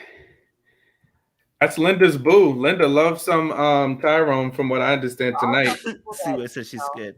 God puts them in a position where they're able to get over things, but for most people, you know what? I gotta do something else first before I do that. Okay, hold up. Really, I can hear it. Right? Yeah, no, I'm gonna give me a second. I'm about to share it. Hold on. You shared, what you said, and we know that editing bouncing back and forth. Editing is always going to err on the side of making entertaining television. But what you shared. Oh, I didn't know Tyrone had a daughter too. I heard that from a lot of different guys that I'm friends with, because men take things. We all interpret things different, and we hear women have issues with their fathers, and he has daddy issues, but we never really talk about the fact that men can have the same thing. They can have daddy issues. They can have mommy issues. All of us are human, and parents are human, and parents do the best they can at the time that they are doing it, right? So, I think that it's very human, but I understand your feeling as a man of having to protect and wanting everyone to feel proud of you. But I think things happen as they're supposed to, and that definitely is a lot of people's reality, and everybody gets through it in different ways. So I think, again, you're helping people get through things, even if it's just a conversation and just hearing that. So, and I think that having a daughter usually makes men better, because to get a different perspective, Do you want? So you mentioned your future family. Do you want to have more children? Do you look forward to getting married and having a wife and having more babies? It'll be fun to try. Is that because like I said, I'm 44, so I know what that means. Can I? Yeah. Well, I'm open to it. I'm not opposed. You're 80. Men can't till they're 80. Yeah, I'm not opposed to having more children. Right? If it's meant to be, it'll be. We can either, travel the world together, or do it with some kids. Like, however my wife wants to do it, let's get it. Yeah. Well, is there, aside from everything that we talked about, I always ask people what they learned about themselves watching themselves back on television. Is there anything that you learned about your love journey through this whole process that you can share with us? Yeah, sure thing. Like, there's some things that didn't come out, right? There was mention of mommy issues. But there was daddy issues. Uh-huh. And I would never call him my stepdad, but stepdaddy issues, right? Yeah. My biological father was never present, right? I actually met him a couple of years ago. So I have been going through life feeling like I wasn't worthy of being loved, right? Feeling like if someone did say it, I wouldn't believe it. Yeah. But then, like, when it comes to the guy that I call my father, I know marriage isn't perfect, but I've seen him be dedicated for 20 plus years. I've seen him still be dedicated.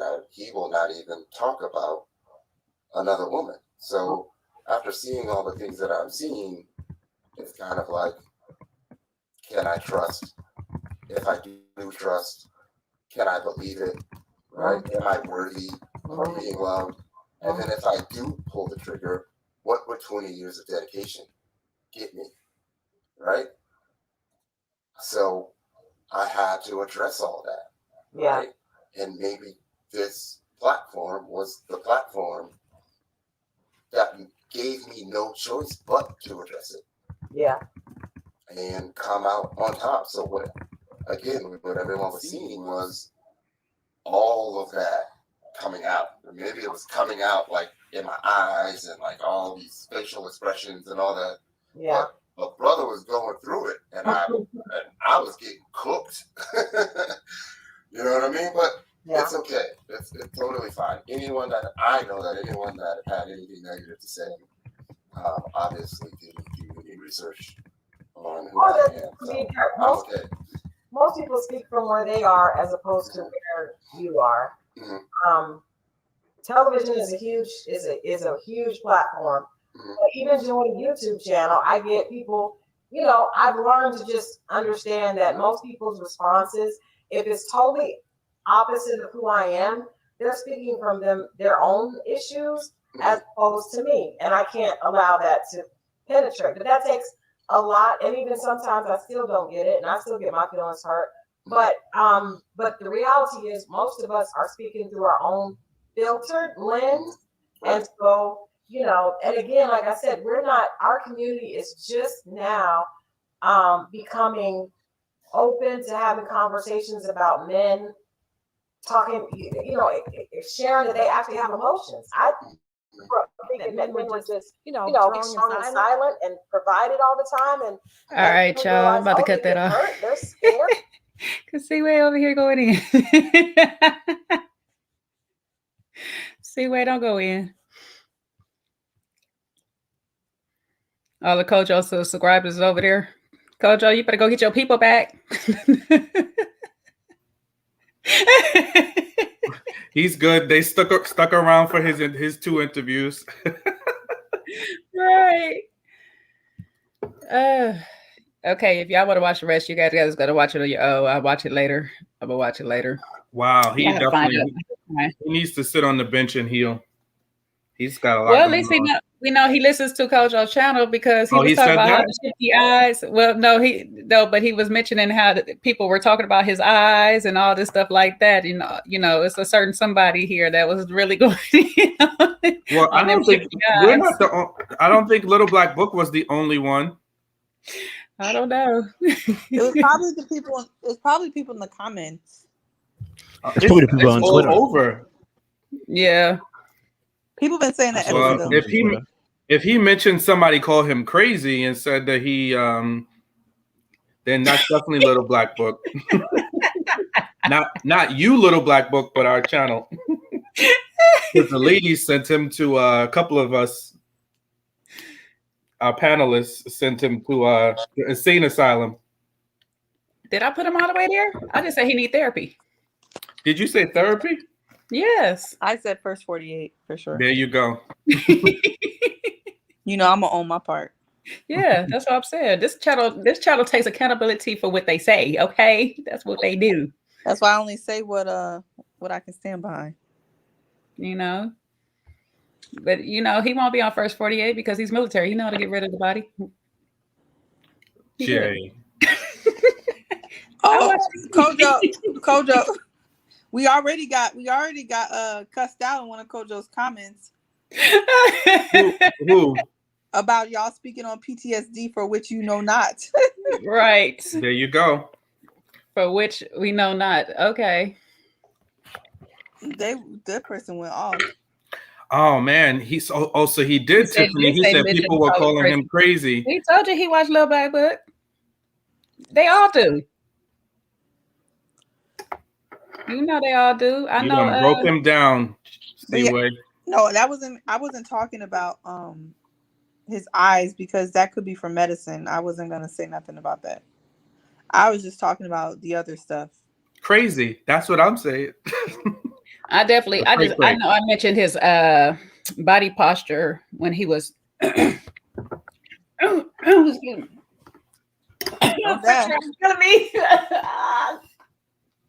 sorry, God. We're going through. I ate a French fry and it's trying to kill me. Yes. But I do like what Crystal said when she mentioned that in that little piece that I just heard about men and being emotional and understanding a man's emotions, because I know that's been hotly debated in the last few weeks. Well, no, I know I spoke on his body posture. I might have spoken on his eyes too, because they were a little beady at one point, but I definitely spoke on his body posture of how he was sitting up and he never looked relaxed. Like he was always looking around and stuff. So, you know, but just what I know, because I've seen that same, like I said before, I've seen that same look in my friend when they came back, and their eyes were, you know how you could sometimes see like a person's, what we'll say, you will see your soul or whatever in your eyes or whatever. There's some life there. It was just dead in their eyes.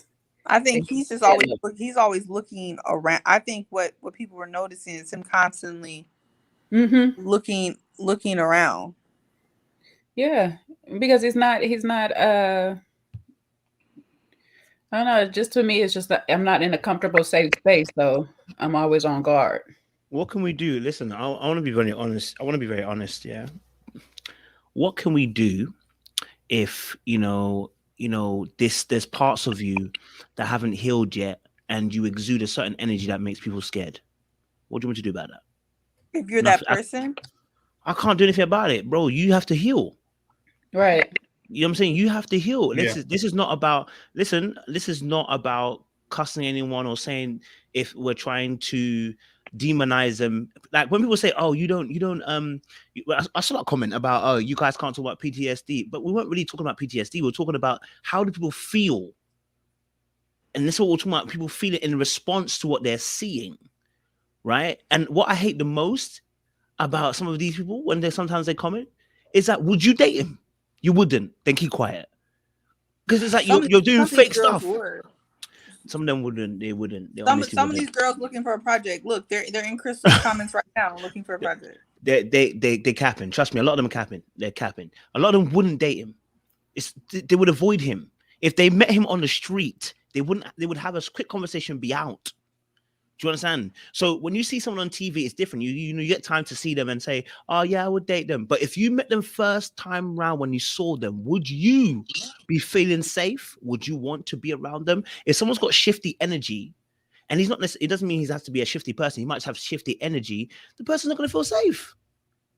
Okay, D'Souza would. So then goes D'Souza would. You know what I'm saying? One out of a few. Like I said, I don't make exceptions as a rule. So, yeah. So it's like one of those things. I don't think he's a bad guy. I just think he needs to work. Yeah, he needs to go and do some work. And he said that too. He said that in this thing. I just don't like how she said, if people make a comment about you, it's only a reflection of how they feel about themselves. Now, I do strongly believe that people who tend to beef with other people, a lot of times they're beefing with a trait they do see in themselves, and I see that all the time. However, I don't like the fact that if you see something that multiple people see across multiple backgrounds, and a lot of people are saying the same thing, to say, oh, we are all saying that because we got a problem within ourselves. No, maybe we're seeing something that makes us feel uncomfortable. Like maybe there's actually an issue. Or maybe we seeing something that we experienced before with somebody else. Like we've had this experience with somebody else that had maybe the same issue. Like I say, yeah. Sometimes you just see it. I don't like just like trying to. I think it was. I guess what I took from her when she said that, it was more of a blanket comment, because I'm sure it wasn't like, oh, just specific comments like ones that we might have even made on the panel. It's more so, because the internet is undefeated, so there's probably people with all types of negative comments and nastiness and saying run, hide, all that kind of stuff. So I'm sure it's more of the negative stuff that people turn around and say, or like how people say the Michaela defenders, the people that try to defend her actions and blame it on Zach, are the people that are doing some of those actions. So I think it's more of that, and not just somebody merely pointing out like, hey, listen, this could be a concern, or this might be a sign of somebody who has bigger issues that you might want to be careful of. Well, that's true. I do think that a lot of the people who go out their way to say mean things or mean things in the comment section, or a lot of those people are dealing with their own stuff, and that's we're told to ignore them, or not clap back at every rude thing that you see, because that does say more about them than it says about the people that they're talking to. Exactly. Especially folks that hide behind an avatar and an initial, but then they spewing venom. You know what I mean? Like it's one thing to say something and be exposed and have a name and a platform attached to who you are. But if you're a set of, you're a random name that's made up, you don't have a picture attached to you, or the picture is not who you really are, and then you're out there saying nasty, mean things about people, like, yeah, no, that's and that's where you see a lot of the troll activity coming from, is folks like that who they're just anonymous but want to just have all these mean, nasty things to say about people. And I was going to say, especially like what just Tiffany just said or whatnot, sometimes when we're saying be careful, it's not a negative be careful. It's just saying be careful what you're walking yourself into when you're dealing with a certain type of person. This person has a real issue, a medical issue that takes a certain type of person to be able to deal with that. And you don't want to sit here and put yourself in a position where you're now in a full-on relationship with that you are not equipped to handle. So now you're both hurting that person, and yourself. We always want to take, when somebody's given a warning, as that's something negative. Sometimes the warning is, if you're going to walk this road, walk it lightly. Be careful as you're walking down that street. Watch your step. It's not always a negative. Be careful, run from that person. You don't always have to do that. It's not that. It's just a matter of how you're taking it. He has PTSD. Does not mean that he's not equipped enough to have love. He does need more therapy. Yes, it's going to be an ongoing process for the rest of life. But somebody that, like I said on the live on Saturday, somebody that really understands his thing, that's who needs to be with him. Somebody that really understands his journey and knows how to navigate through those times that he's having these moments, and be patient with him, because like PTSD comes in many different forms. Sometimes you get with a man that's been in prison for a long time. They have their own set of PTSD. Sometimes you just have somebody that has been through some type of childhood abuse. They have their own set of PTSD. So just navigating through which one you're dealing with, you need to be careful.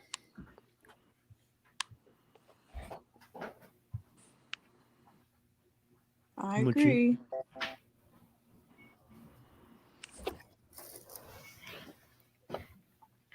Yeah, I really want to watch that interview from the beginning, though, and see what he was talking about. When I popped on, he was crying. And then I think part of it had to do with his daughter, too. So I don't know what their relationship is like. Whatever was said, it was related. It sounded like it was related to his daughter when we got on there. So yeah, so that could have been some of the tears too. It's tight.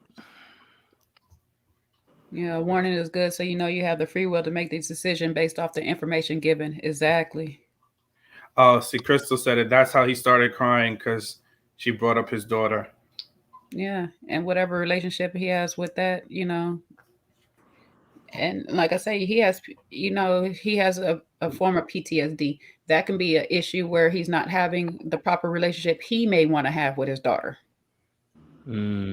So, he has a lot that he has to work through and get through. He has mother issues. We just heard him talk about daddy issues, stepdaddy issues.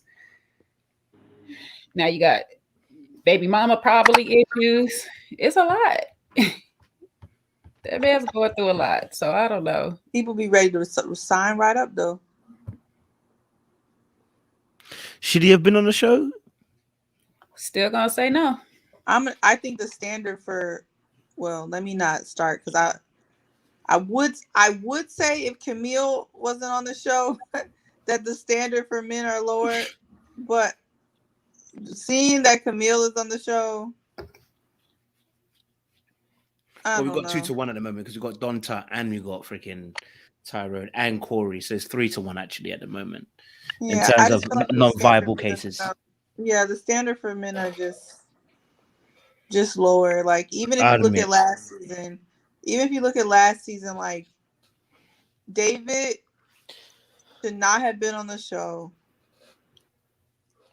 David shouldn't have been on the show. Honestly, Joel wasn't serious at all.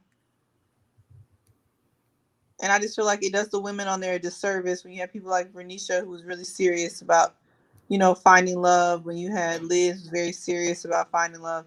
I don't know. I just feel like there's constantly a mixed match every season. I just wanted to go back to this real quick because Tiffany says he felt like he let them down, basically his family on the show. He wanted to have a better results and please the family, but it didn't happen. See, this is the problem too. When you're going on the show to please your family, because then that happened last year with Stacey. Like, why are you doing it? You should be doing this for you. Yeah, your family is to bring somebody to your family, that's an added bonus for the family, but this should be for you, not to please your family and make them happy. Like, because that's not gonna work. No, and then you're gonna make yourself feel more depressed because it didn't happen the way for them. Stacey's mom. Maybe him and Stacey need to get together. Never. She would run him right into the ground, poor guy.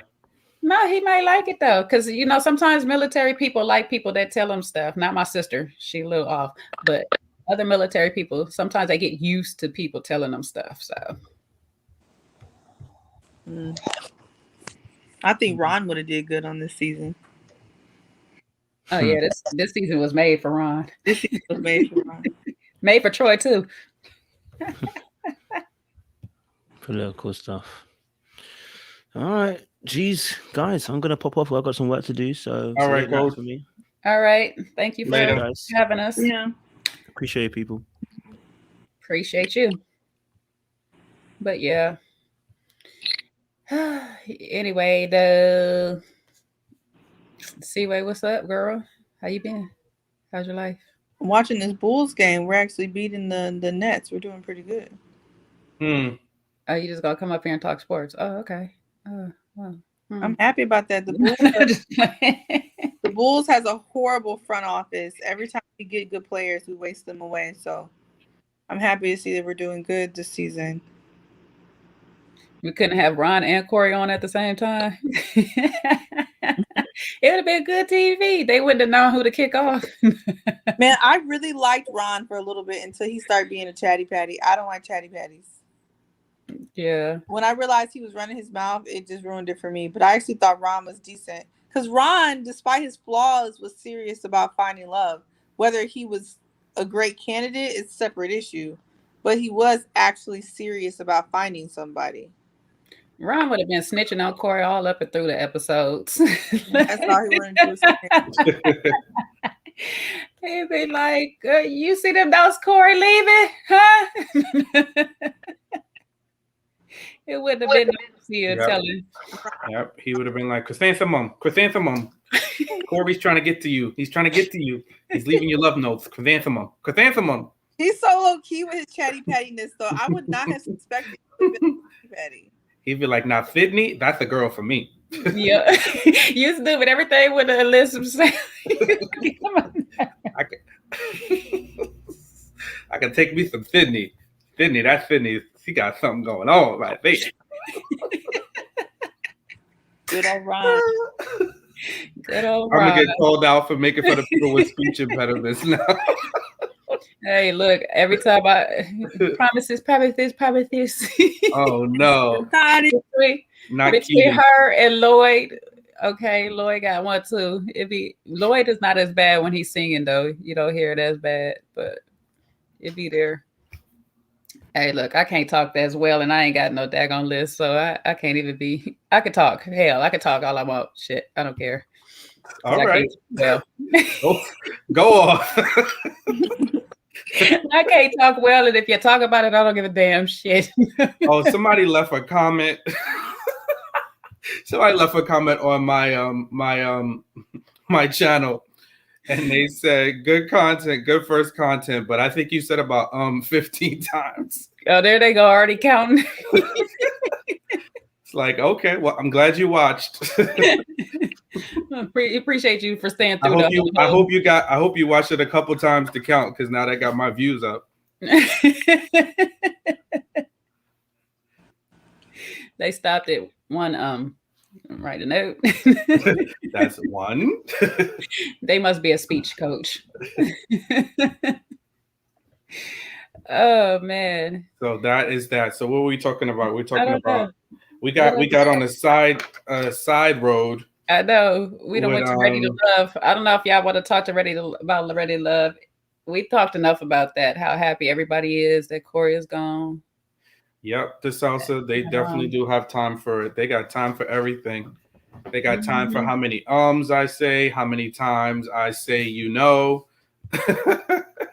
Like, all right, just as long as you're watching, I don't mind. You can count.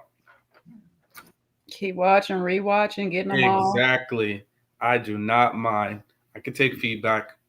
Go ahead, leave the comments that how you said, I done said this and I done said that. Mm-hmm. Get my comments up too. Exactly. Get that engagement going. You, tell me what you agree with, what you disagree with. Shoes. People ain't been mad at me these last couple of weeks, except they want me to turn my jail lights off, I guess. Oh, that's right. Mm-hmm. People stay mad at you, Seaway. But these last couple of weeks, they ain't been that mad at me. Well, Saturday, sis, you was hitting. Yeah, they were mad at me this week. Or Saturday, you were doing something between Thursday and Saturday. You came with the hammer. Yeah, it's just because they happened to agree with me this week. That's it. Yeah, lucky I ain't started saying and stuff, because that's really my thing right there. You and stop saying that though. You haven't said and stuff lately. I haven't said that stuff. I'm slowing down on my or whatnot. It be in there. But my and stuff be bad. My best friend told me about it. She was like, "You be and stuff," and she's like, "I know you gonna tell me a good story when you start saying and stuff." It's probably because you're more comfortable. If you like, Shawn got a little bit of my auntie, but if you talk to my family, we have like little sayings that we all say, and it's just because we talk to each other so much. You know how you start mimicking, and the and stuff is all up and through. Yeah, they're like filler words. My computer tired of holding this phone. And y'all know, like I said, my brain goes faster than my mouth sometimes. So my thoughts be going like this, and I be trying to catch up to them. So the and stuff helps me reel back my thoughts sometimes. What is made at Seaway? Never. What is that? Mad at me, probably. Oh, mad at Seaway. Yeah. No, Trey know people be mad.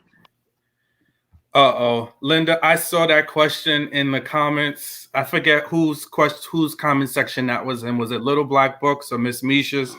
I forgot where I saw your comment for that is. Wait, if a person runs in an empty burning house. What killed him really? The fire or his bad judgment? Camille and Cornelius. I don't get it.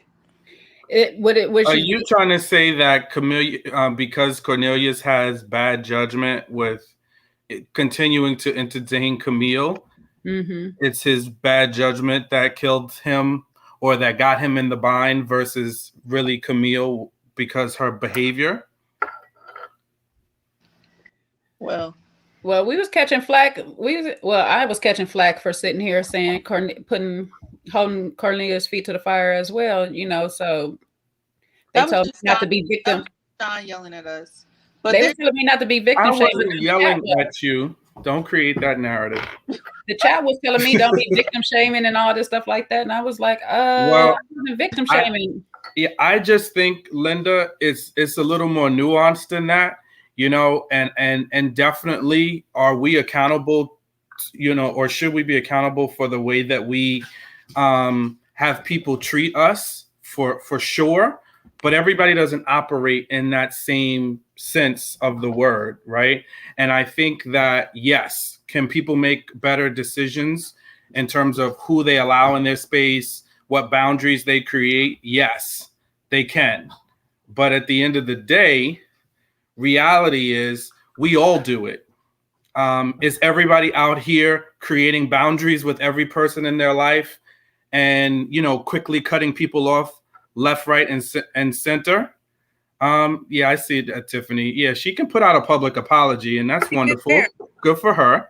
But at the end of the day, is that a public apology because she was caught on TV acting a fool?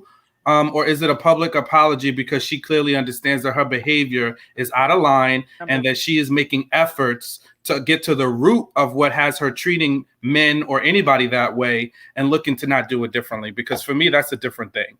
That's number one. Definitely number one. Yeah, so I would lean towards number one too, because her attitude sucks. And she was proud of the fact of being a Black widow. So that tells me that's somebody that moves through the world without consideration for other people's feelings. So granted, yes, but I don't think comparing walking into a burning building that's on fire where you see the imminent danger is the same as entering into a conversation or a dating situation where somebody has talked to you disrespectfully, right? Can we learn a lesson? 100%.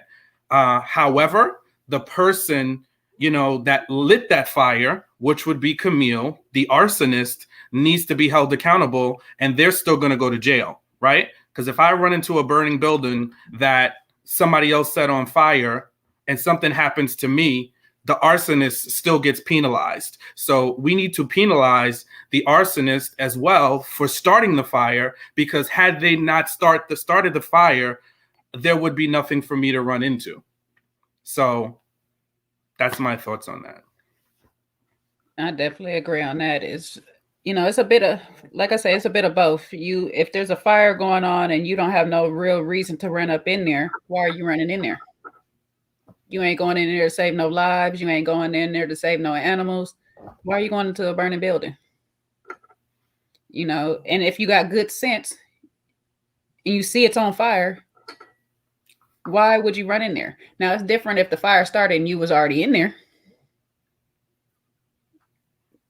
You can't get out. That's a different thing. But in some regards, that man already was seeing the signs.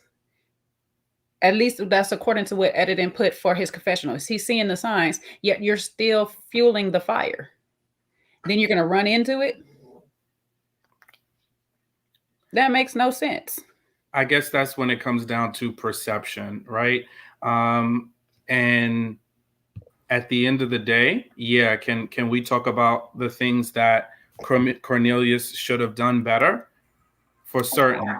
But how much energy are we going to give that when it's the person that is being disrespectful that needs to be addressed? And, Octavia is bringing up a point, and this is why I keep going at it, is because at the end of the day, when men do certain things, we call them out immediately, and as we should rightfully. However, when a woman is in a different position and when a woman is abusive, we need lots of evidence. We kind of can empathize. We put more energy into what the man should do in those scenarios. And I guess that's why I'm somebody that feels like, no, I'm going to be the voice for the men in these situations, because it's not always black and white. It's not always easy to just dismiss somebody or to, put somebody in their place. And in a lot of instances, certain women just aren't open to that, and it can lead to something bigger than it needs to be. Is it the right thing to do? Sure. But I just don't think everybody always makes those right decisions all the time. And at the end of the day, we need to have some grace for the person who's the recipient of the abuse, and less for the one that is being abusive. So I think that's where I would spend my energy, on the abuser and holding them accountable for their behavior. And that's where my energy normally goes to. Me, I'm not gonna sit here and say that you're wrong for where you put your energy at. I'm gonna put my energy on both.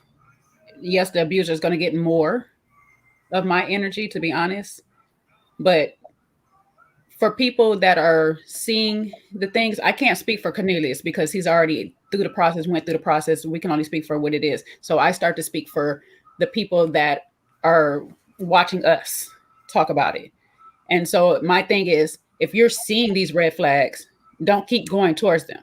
I have been one of those people that seen red flags in something and kept going. And at the end of it, it was like, well, shit, I can't really be mad at anybody else but myself because I kept going. Now, did that person do the extreme or whatever? They did to some extreme, but they didn't go like super overboard with abuse or whatever. But they were doing some shit that I knew like I shouldn't have been going down that path.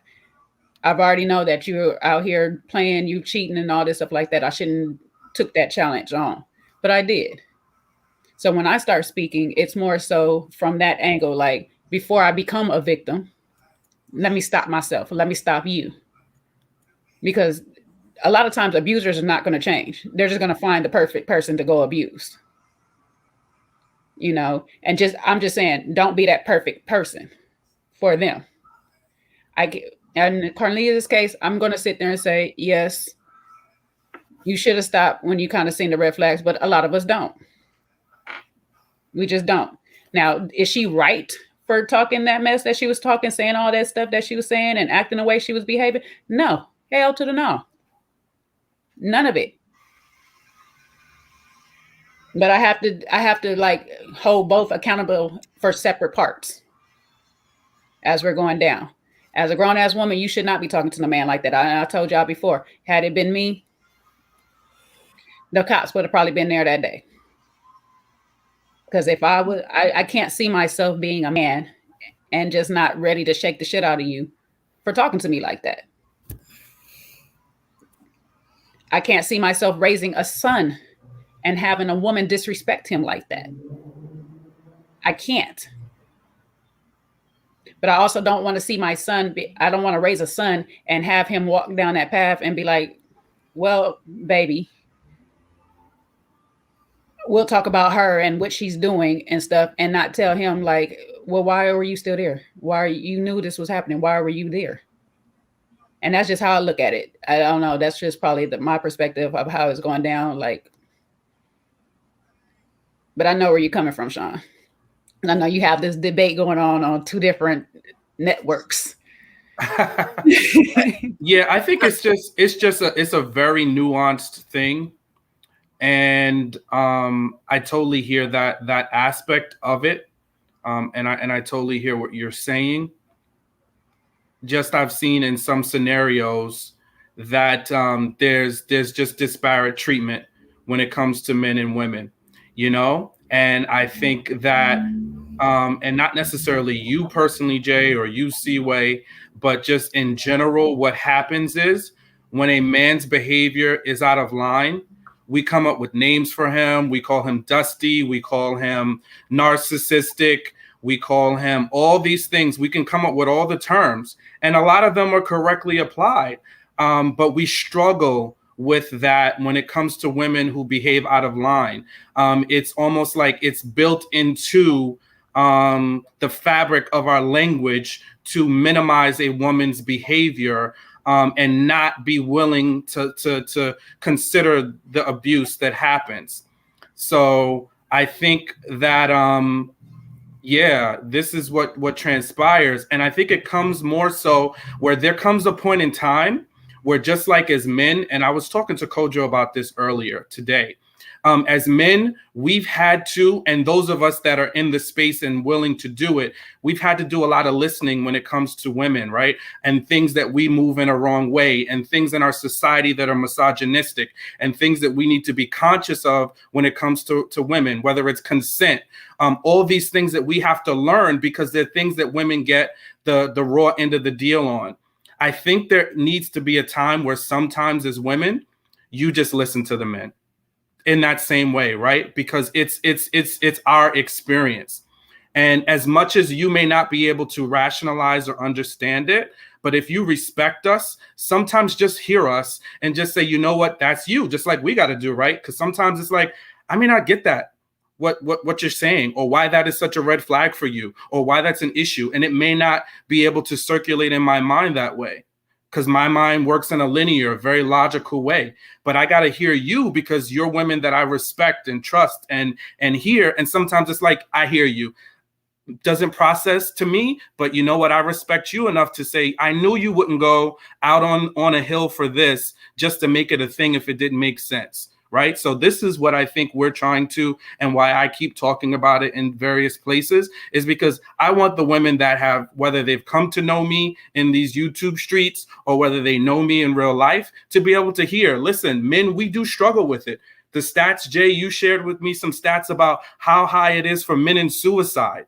Right? 75% of suicide victims are men. And that's for a reason, because we are so often told to press down our feelings. We're told that we can figure things out, that we need to man up. And when these things creep in and we're faced with these situations, that's when we need the empathy, right? When we're asking for it, not when you determine it's necessary to give the empathy, but when we're asking for it. So that's what my plea is in this moment. It's like, hear me, hear my heart. I'm not making it up. There's stats, there's male therapists, and unfortunately the conversation that Kojo and I were supposed to have yesterday with a very prominent male therapist got rescheduled. But that's one of the things we really wanted to dive into, because this is something that exists. So that's kind of where I stand with it. Well, what I was going to jump in and say is I understand what Shawn's saying. I agree. I understand what Jay's saying. I think Jay and I really align on this issue a lot.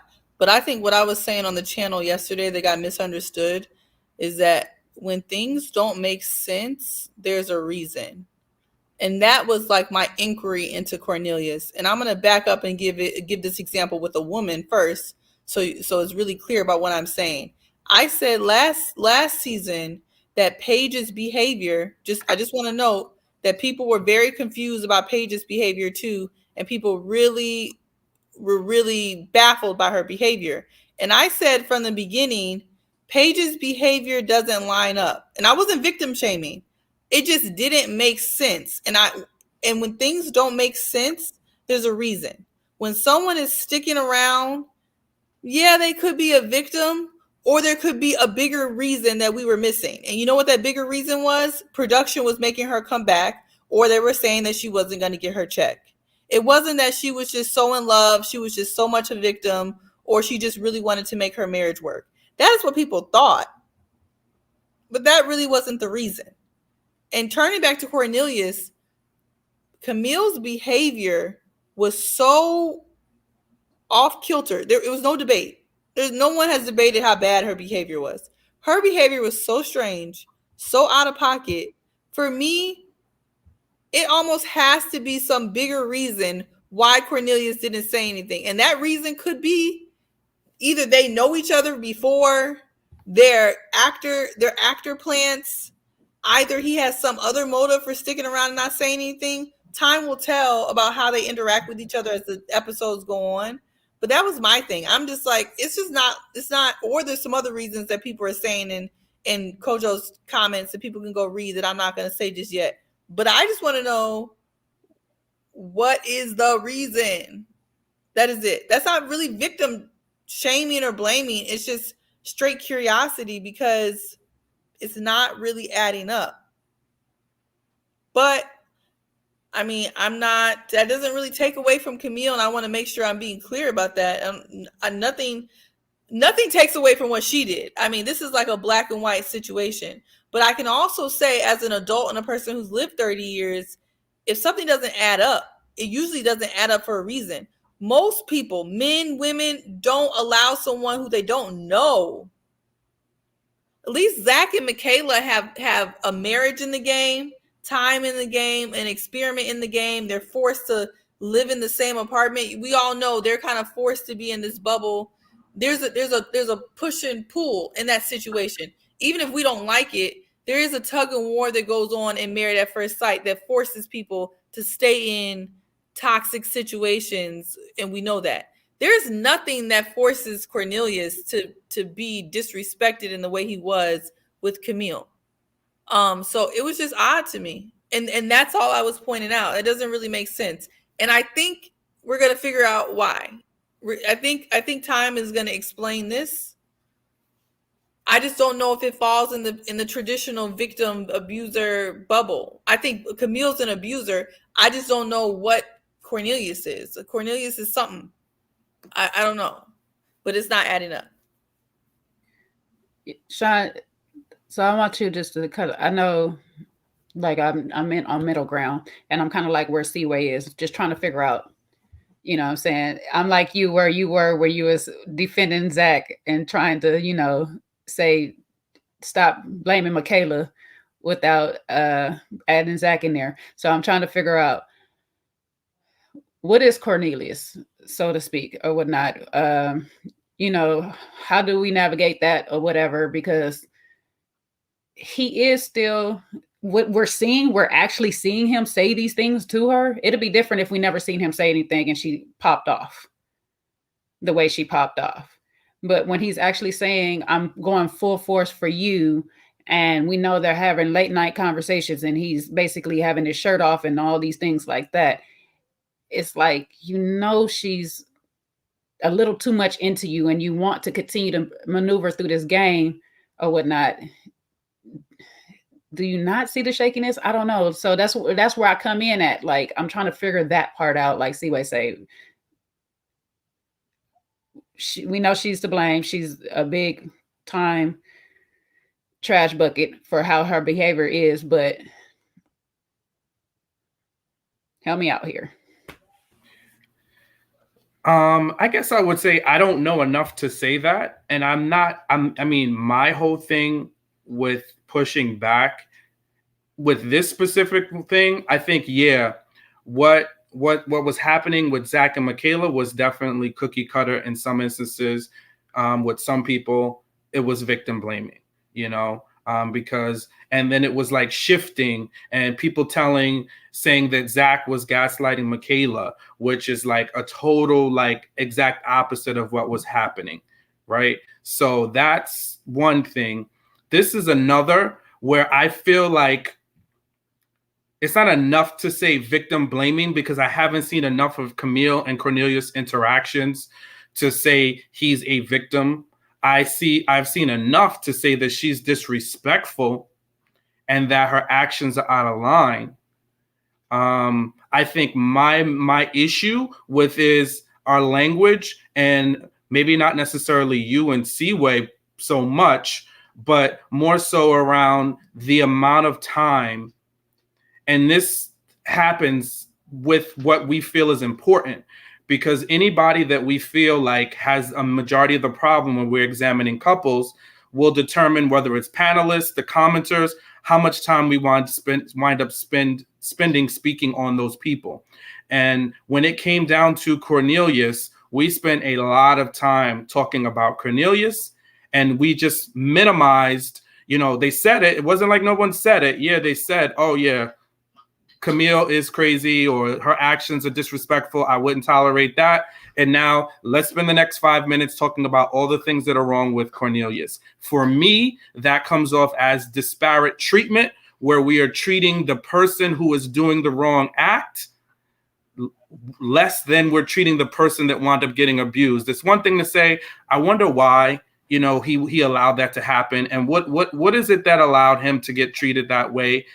Fine, right? But we go to the language of man up, right? That's already triggering because you're telling him he's not a man for allowing a woman to treat him that way.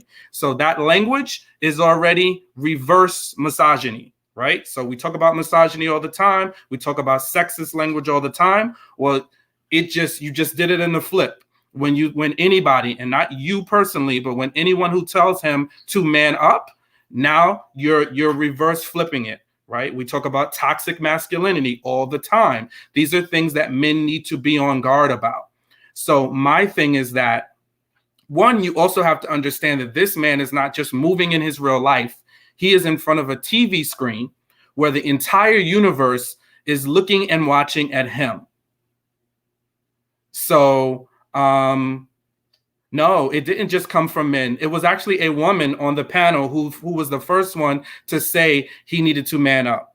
there were other men on the panel that started talking about alpha, beta, and all of that, and I addressed those men.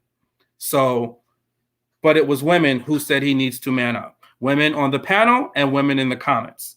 So that thing is why, and even if it's men or women, what I'm talking about are things that are built into our language and built into the way that we speak that also puts men on the opposite end of having to be defensive, of having to feel like they need to act and be in a certain way. So we need to also throw our empathy hat on and say, hey, listen, why might he do that? Because as a man, yeah, in real life, if a woman talked to me that way, I'm going to respond in a way that tells her the conversation is done. But if I'm in front of a camera where the whole world is watching me and I have a real life, I'm not necessarily going to be likely to curse her out or tell her to get out of my face. You know, it's just people act very differently on camera than they do in real life. So I also put that part of it in there as well. So, you know. Yeah. Okay. So I missed, of course, I was moving my car at the time. So I missed half because when I came back, I had to ask Kojo, what are we talking about? Like if we're talking about both or just one. So that's probably why I was kind of confused because when I came in, most of the people were talking about Camille. And so I was trying to figure out who we was talking about when we came in. So I missed half of it. So I got to go back. Forgive me. I have to go back and watch that part of the thing. I did hear some of the beta male comments being talked about and things, but you know, so I get you, Shawn. There definitely was some men that said man up on there. I mean, I would have to run the clip, but the man up I heard from men. I'm not saying a woman didn't say that, but I think the women, there was definitely less man up, beta, alpha, gamma, rho coming from the women's side than there was the men's side. That doesn't mean what you're saying is invalid. I think misogyny and toxic masculinity, a lot of that comes from men too. So yeah, I agree, but I feel like this conversation has to be directed at all parties because I think he got a lot of heat from men. Cornelius did a lot of heat. I think he got the heat, and I want to go to what Octavia has said or whatnot. The way he did address it on TV or like in life, I would have understood or whatever. There's no real proper way to address something like that, you know, because a lot of times it's gonna be one of two things. You gonna either shake the shit out of her or you're gonna just walk away from her in a real life setting. Once you're getting to that point, you know, most people are gonna do one of those two things. So I don't think he would have been a villain though, because she had no justification for doing that other than her own insecurities. However he addressed her, either way he addressed her, I don't think he would look like a villain and stuff. I just want to know why he keeps engaging in the behavior even after, like, you went back and took that apology. Like I would have never accepted that apology from you. I'd have said, okay. I mean, I'd accepted it, but I wouldn't have continued to talk to you afterwards. Like, to be honest, I would not. It would be dead right then. It would have been dead the day that you said all that stuff to me. Like, all right, cool. I see how you are. Nice knowing you. Appreciate you. Your number's forever blocked in my phone. I'm not about to tolerate that. So I don't know. Shawn can say better coming from a man if he would have tolerated and took the apology back after that or not. I don't know. I just say, yeah, it's easy for us to say what we wouldn't do when we are not in that same situation as that person. The other aspect of it is there are people that land themselves in abusive relationships, men and women, all the time. The amount of domestic abuse that exists is rampant, right? So at the end of the day, there are people, as much as they might say, I would never tolerate that, and I would never tolerate this, there are people that are in abusive relationships right now, right? So I just exercise empathy because it's easy for me to sit here and say what I wouldn't do, but there's people out there in abusive situations, right? So I personally, Shawn, would rather focus my energy on the person being abused as needing help, but focus on the abuser and all of their actions and calling them out than I would as telling the person that is being the recipient, all these things like man up. Like that language, you just feed into it. And that goes right back to the statistics, right? Those statistics are real. Like men are out here killing themselves for a reason, right? And it's not exactly equivalent to that, but I'm saying that a lot of these little things are some of the reasons why men are out here doing the things that they're doing, because there are instances when they're being abused that they don't get heard, that they don't get treated with respect, right? What was that clip that Kojo showed? One of those was that I think you guys even diagnosed it, Jay. Whatever, one of those Love and Hip Hop marriage boot camp, whatever it was. The marriage boot camp or whatnot. Yeah, when the dude was getting straight up smacked and hit by his woman on camera in front of other people, no one stepped in, and everybody looked at him with that same contempt, like, yo, bro, man up. You letting her hit you like that? And this is the stuff. This is how it starts, because we accept it. We say, fix it. We say, do this. We say, do that. And sometimes for some people, it's not that easy. And people get stuck in all types of toxic relationships, and it sucks. And I have empathy for them. And I just would rather say, let's really spend our energy on that woman who acted that way. And when it's a man, let's spend our energy talking about him and all the crazy things that he may be doing, because we do it effortlessly. We'll call a man a Dusty in a heartbeat. We'll call Gil Dusty in a heartbeat on his behavior. We'll call any other guy anything, any label that suits our needs. But when it comes to women, we kind of hold back before we call them names. Shawn, stop trying to trigger Seaway right now, okay? And bringing Gil up in this. But no, to go on to what you said too, yeah, definitely need to stick to who we calling. Don't use that man up term or whatnot, because see, what's going to happen is you're going to say man up, and then it's going to be a man on snap. Because he's going to man up. And then next thing you know, he's going to knock the out of that lady and stuff like that. And then we're going to be all sitting here going at the man like, why did you do that? It's just the same thing as Vital, what is his name? Vital, I can't think of it. And Tahiri, she threw them apples at his head last marriage boot camp. Threw them apples at his head and then proceeded to lie on him in front of everybody. So in that moment, he manned up and started to choke the shit out of her. And then everybody got on him. But that's what I'm saying. You guys got to be careful with this, talking about a man up. And then when he's manning up, he's toxic. He's masculine toxicity and all this stuff like that. You can't have both sides. You can't do that. Now where he needs to do is have more discernment. He needs to have way better discernment on spotting these red flags and saying, you know what, I'm not about to deal with them. He needs to, like in the situation, learn how to walk away when somebody is blatant out disrespecting you and you don't want to put your hands on them.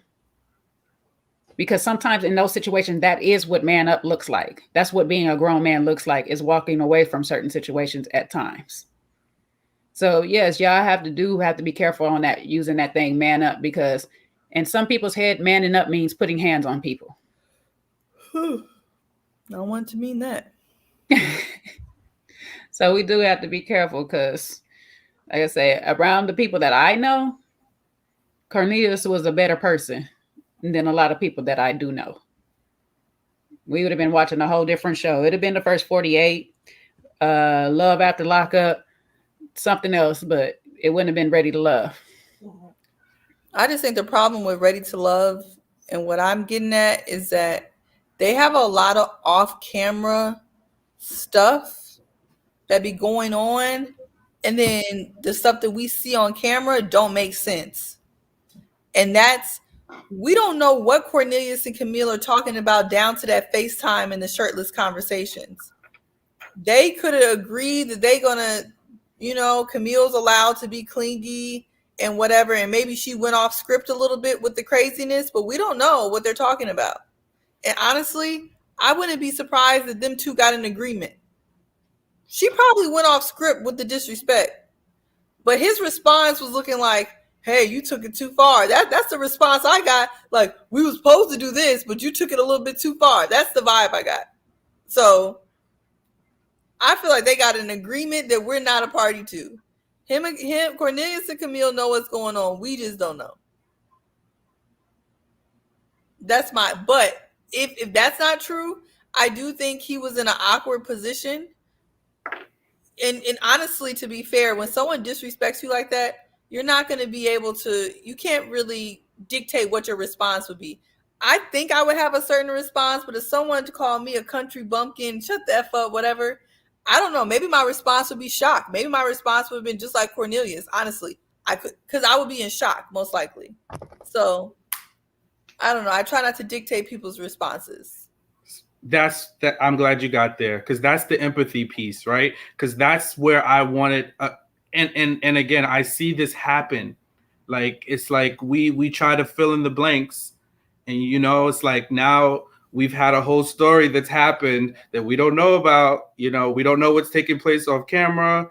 Let's just deal with the facts in front of us. But I love how you got to the empathy. And Jay, your comment was perfect, right? Speak up, right? Versus man up. Because women, you say these common expressions and you don't know what that means to a man, right? Man up doesn't mean your version of man up, because you're not a man. Man up to us means I'm going to treat you like a man, because that's what we're doing. When you give us that masculine energy, men, most men, there's not going to be a whole lot of arguing back and forth between two men.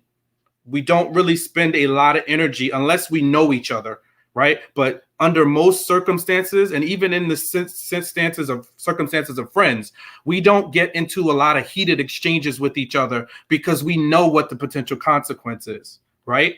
So man up puts us in a different position. And I'll give you an example. My first interview on my channel was Daryl from Family or Fiance. And a lot of people was like, how could you let your fiance talk to you like that? How could you let her be so rude and disrespectful? She talked to you. I would never tolerate that, right? But when I talked to, and me as well, and listen, I'm on my journey. So I'm not saying I got all the answers and I'm perfect, but me as well, when I saw that, I was like, how could he let her talk to him like that? Like, what? Like, why are you talking to me and your best friend is the one acting ridiculous? And one of the things that he said when we spoke, and if anybody that went on that interview, he was like, I knew I didn't want to come off on TV looking like just another crazy, angry black guy, right? Next thing you know, I'm fighting the guy, right? So these are the things that is very, very present, especially in somebody that has something to lose, right? I think Cornelius is an engineer or something. He's professional. I'm a professional man. So when I get on TV, when I'm even in these YouTube streets, I'm very cautious about what I say, because I have to be comfortable with whatever I'm saying being heard by somebody else. And that message can't be anything that could disparage me or my reputation. So when a man gets on TV, they're going to probably be numb to certain things, because you don't want to flip off and fly off the handle. Trust me, let him have cursed her out, called her the B word. That would have went viral. That man's name would have been dragged all through the mud, and we would have forgot everything that she did. If he would have called her a dumb bee, blah, blah, blah, blah, blah, blah, don't you ever, your mother's a this, and your mother's a dumbass country bumpkin too, he would have got canceled. So just be careful when you tell a man to man up, or when we don't understand that men do get disparately treated in the eyes of the law and the eyes of society. And it doesn't mean that women aren't discriminated against. I'm not minimizing the stress that women have to go through, but understand there is also stress that men go through. And there are things that men do grapple with when it comes to emotions, when it comes to how to conduct themselves. You know, so that's where this for me is coming from. Yeah, most definitely. Yeah. It this is the thing. And I'm gonna speak as a whole for us women right now, because not all of us do it, but there are a lot of us, especially in our community, that sit there and say there's no good man, no good this, no that. We keep speaking negativity into the atmosphere. We keep saying that, and the thing is, we're attracting no good men, no good things, because that's what we're putting out there. Our words are boomeranging. And so as more positivity and stuff you pour into men, the more positive stuff and love they pour back into you. So sometimes we do have to watch our mouths. We have to be careful of the things that we say. You know, even in those heated times, like I'm one of those people. I'm a bit calculated when I'm pissed. You know, because it's depending on what reaction I really want to get from you. That's what I'm going to say. I'm not going to even hear play and all this.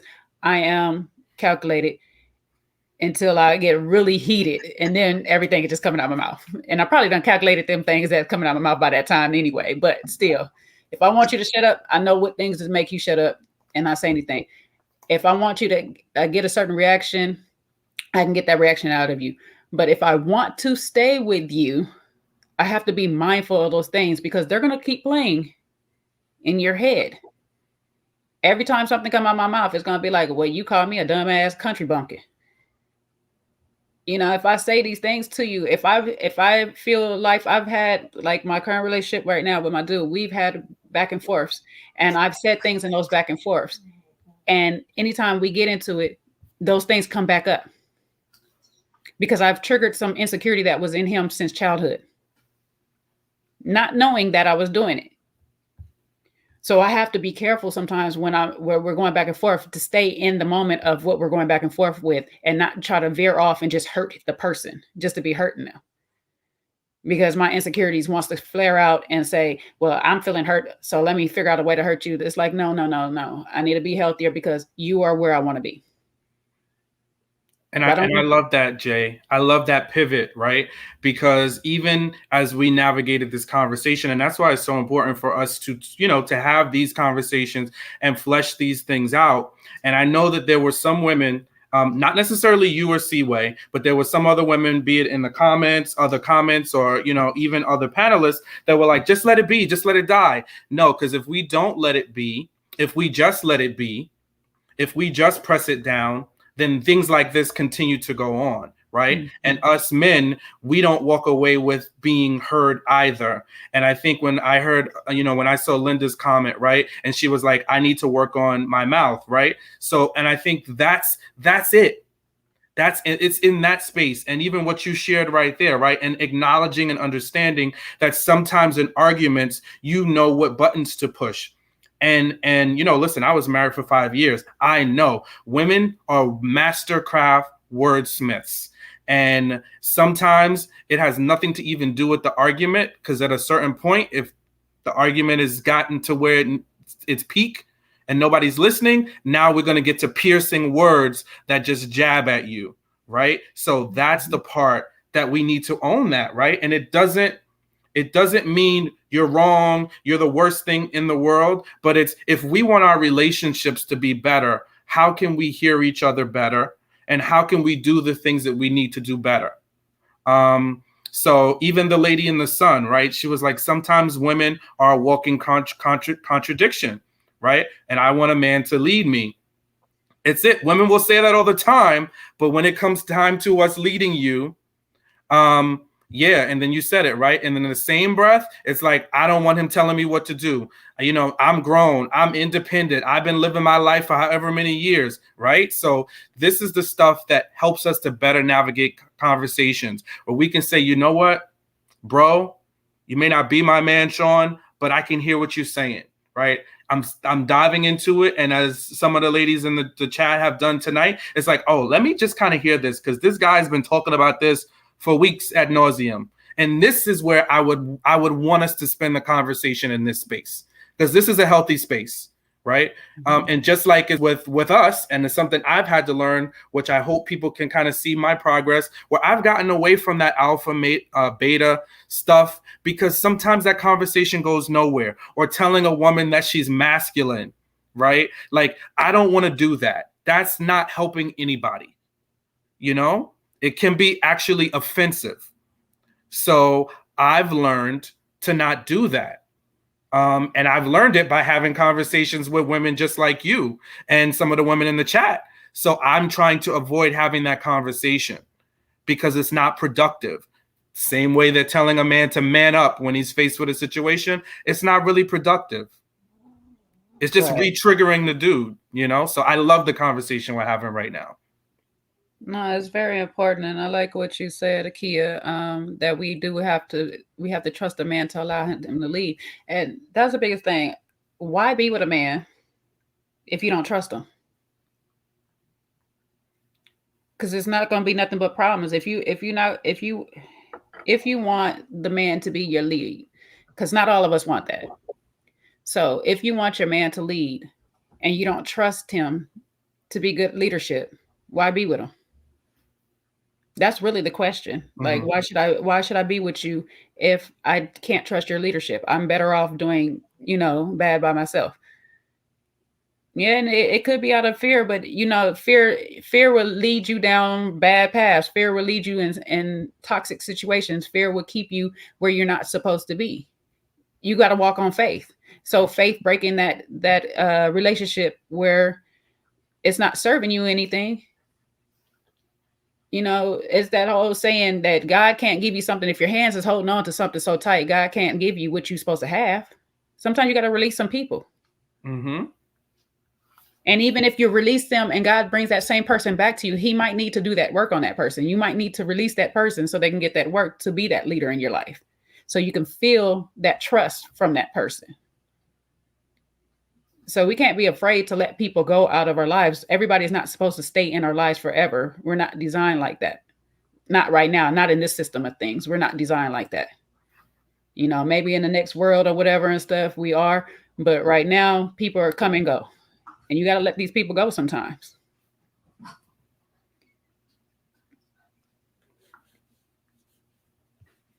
Yeah, we got some interesting comments, some good ones in the chat. I don't know if you see it. The lady in the sun is dropping some gems. Kia Simone is. Yeah.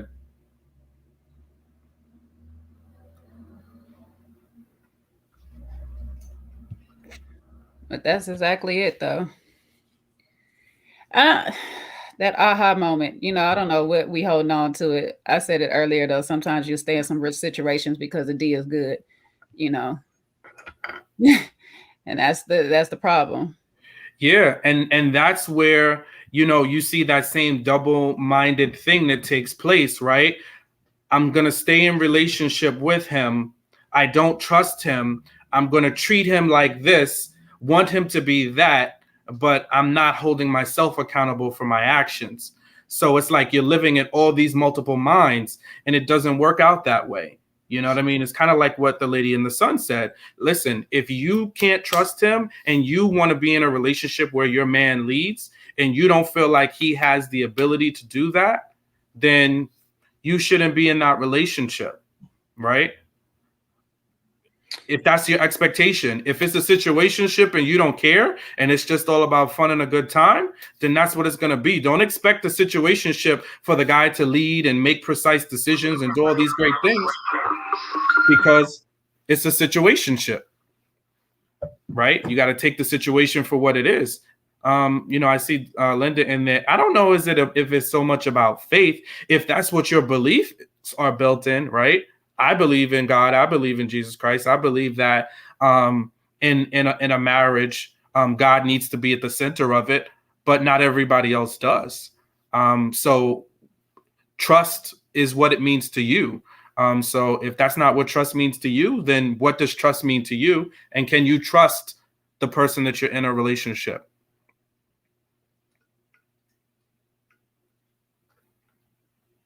So Let me put this in the chat. Kia, I'm about to send you an invite up real quick and stuff. Let me put it in the chat real quick. And then I'll be right back, and you guys hold the conversation down for me. Yes. So, I kind of think that's where the space is. And as much as we want to talk about the things that men need to do, and I'm all on board with that. I'm absolutely on board with that. We also, just need to have that same accountability for ourselves, for the decisions we put ourselves in, right? And if we see somebody in an abusive, toxic situation, we want to leave space and room for them. You know what I mean? To heal, because sometimes how people arrive there, where they were the perfect victim, they were groomed for that, based on some issues that they haven't gotten healed. So we don't want to be jumping all over people that are in abusive or toxic situations before we know how they arrived there. But I know we've been talking quite a while. See where anything you have to add. Now you were snacking over there. Yeah, Octavia asked a question about my perspective from a newlywed, how I knew that my husband was for me. And no, it's not intrusive at all. I think the biggest thing for me, it was the peace. I think that was the first thing. Of course, you won't have peace all the time, but for me, it was just like just having peace. I didn't have to worry about consistency. I didn't have to worry about whether or not he was gonna, show up for me or try to be there for me, take care of me. It was just like the lack of worry, the lack of concern. All the things that I worried about before, all of the issues I had before, it just didn't exist.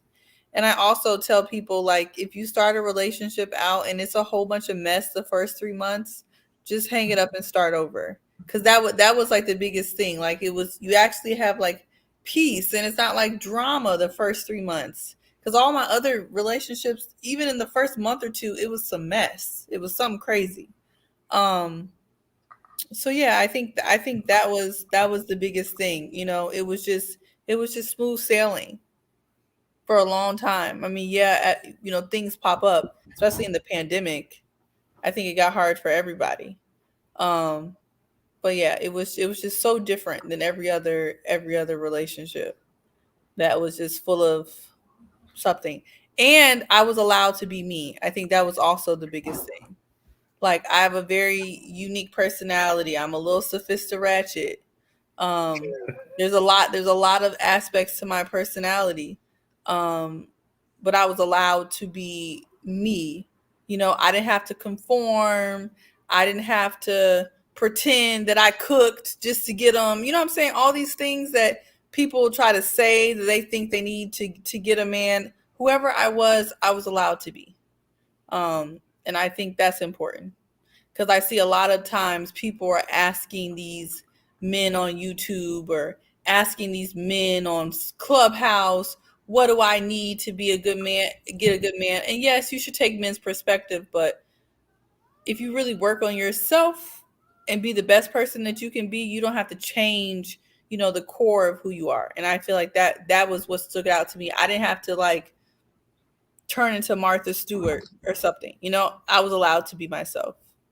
So that is how I think how I knew. And I definitely agree. We shouldn't, if you're laying with a man and you can't trust him, gotta go. Or he don't trust you, or he's going through your phone, gotta go. There's no point.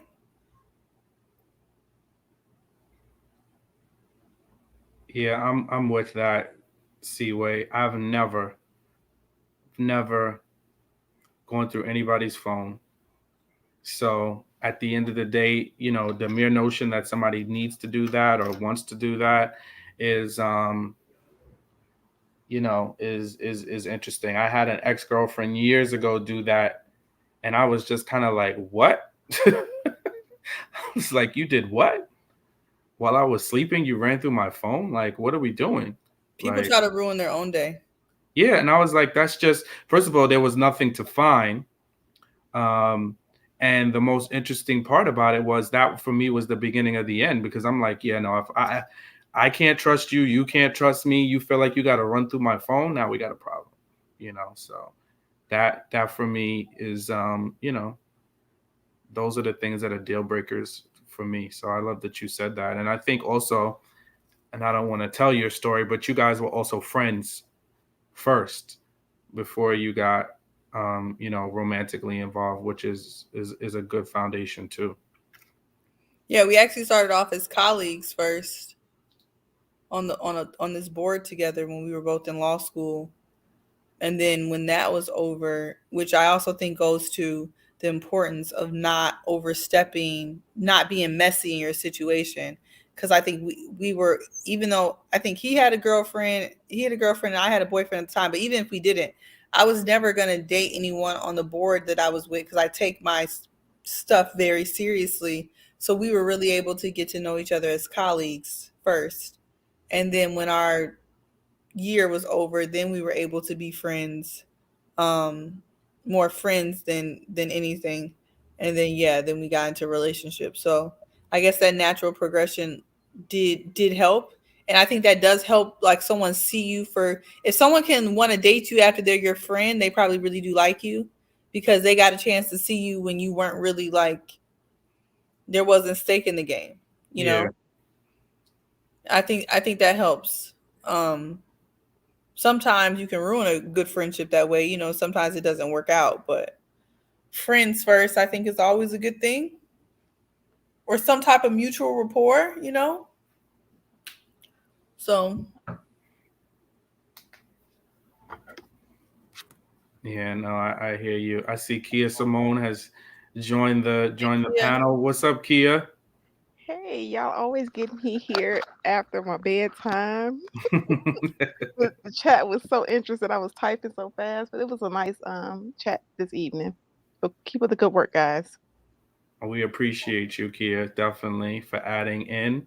What's your take? What you have to share?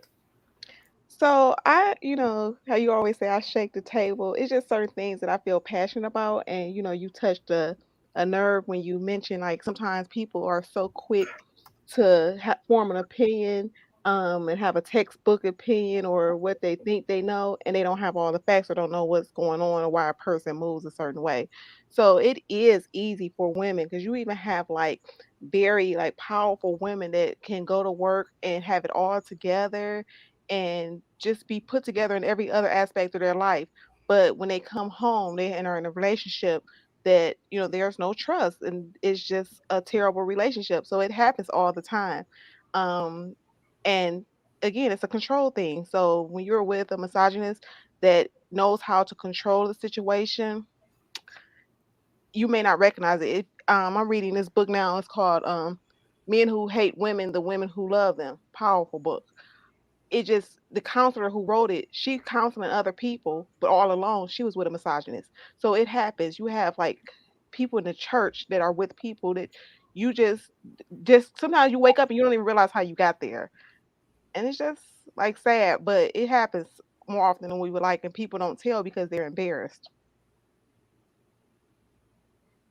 Yeah, that embarrassment thing.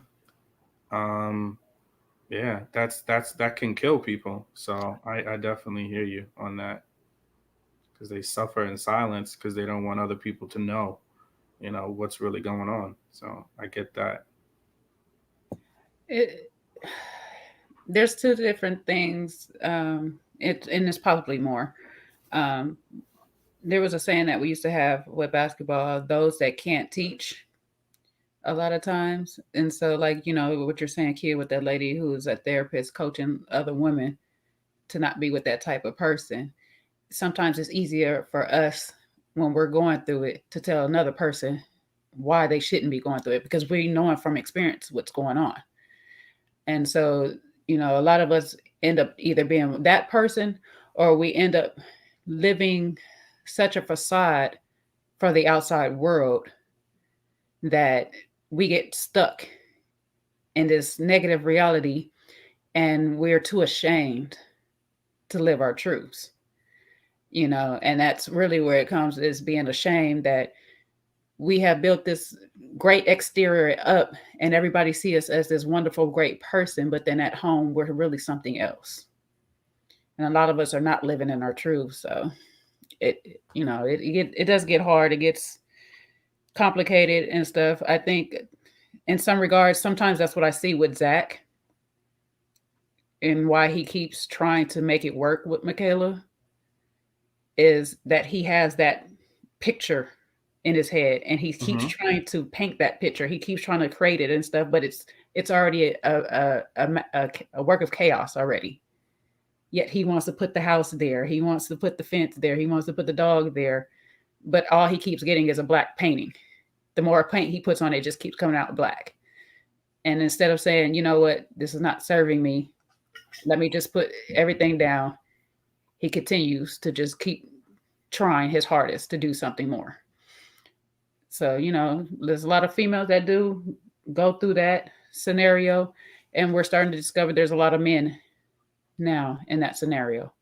Because right now it's 3 different shows where I'm watching men get some type of form of abuse. You have Ready to Love. You have, I'm not really watching Mavs, but I watch y'all enough to know what's going on. I see the little clips and stuff like that. And then, Marriage Boot Camp. 3 different situations where it's men being abused.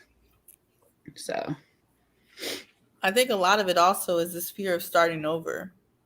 And I see a lot of that with women in particular, because it's just this idea, and I think Kevin Samuels pushes this a lot, that like once women hit 38, your eggs are rotten and you're worthless to society, right? And that's what a lot of women feel as they get older and older. And I see a lot with some of my friends.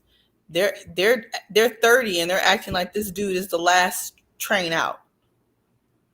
And I think that idea of being so close to this, like what you said Zach had, being so close to this, the house, the car, the kids, the picket fence, it's like, that's the perfect breeding ground for narcissists or misogynistic or whatever that is. And when we start thinking about, and I do this with women too, like who are the perfect victims for, these type of people. And it's people who seem desperate. And a lot of times that desperation comes from this vision. There's nothing more dangerous than a woman. We say, you should state your intentions, but sometimes when you state your intentions, you put a target on your back. Soon as you become a woman that says, hey, I want to be married, I want this, I want that. Yeah, you say it to maybe your Russell Wilson. Yeah, that may work out well for you, but you say it to the wrong person. You're the perfect target. They're like, oh, this woman wants to be married. I know that she really, really wants that. And she's getting older and she's not going to want to start over. So, and the cycle begins. And I've literally seen that with a couple of my friends who really want that. And the men prey on that. I'm just talking about a man in this particular situation. But yeah, I think it makes it dangerous. Kia was saying something. No, I was just saying sometimes, like on both ends, but a lot of times women, we become vulnerable too soon. And we have those things and you don't know if that place is your safe place. And some men will prey on that. So when you come in the door talking about your daddy issues and all the other things going on, that may not be your safe place. And then he knows what you're looking for. Like you said, to piggyback off what Seaway said, then he's, charming you and pulling out the red carpet. So now you feel safe for 10.10 seconds, but then slowly he's going to start being his true self. And then you're basically in that web that he, weaved for you. So women have to be careful with who they just trust right away and give too much information. And I think that goes for both sides for sure, because I remember saying that when we were watching Ready to Love, and I was talking about the oversharing of the past traumas and things like that at the table. And a lot of people gave a lot of pushback, you should be able to be vulnerable, X, Y, and Z. I'm like, should be able to and can are two different things. Like, you should be able to say all these things, but if you put all of your childhood traumas on the table, the wrong man or woman may find you to be weak and take advantage. So I think it's really careful. You have to be really careful how much of yourself you put out in a very, short period of time, because that's another way I think people get into these situations. The wrong person will use all those things against you and get you sucked into a cycle.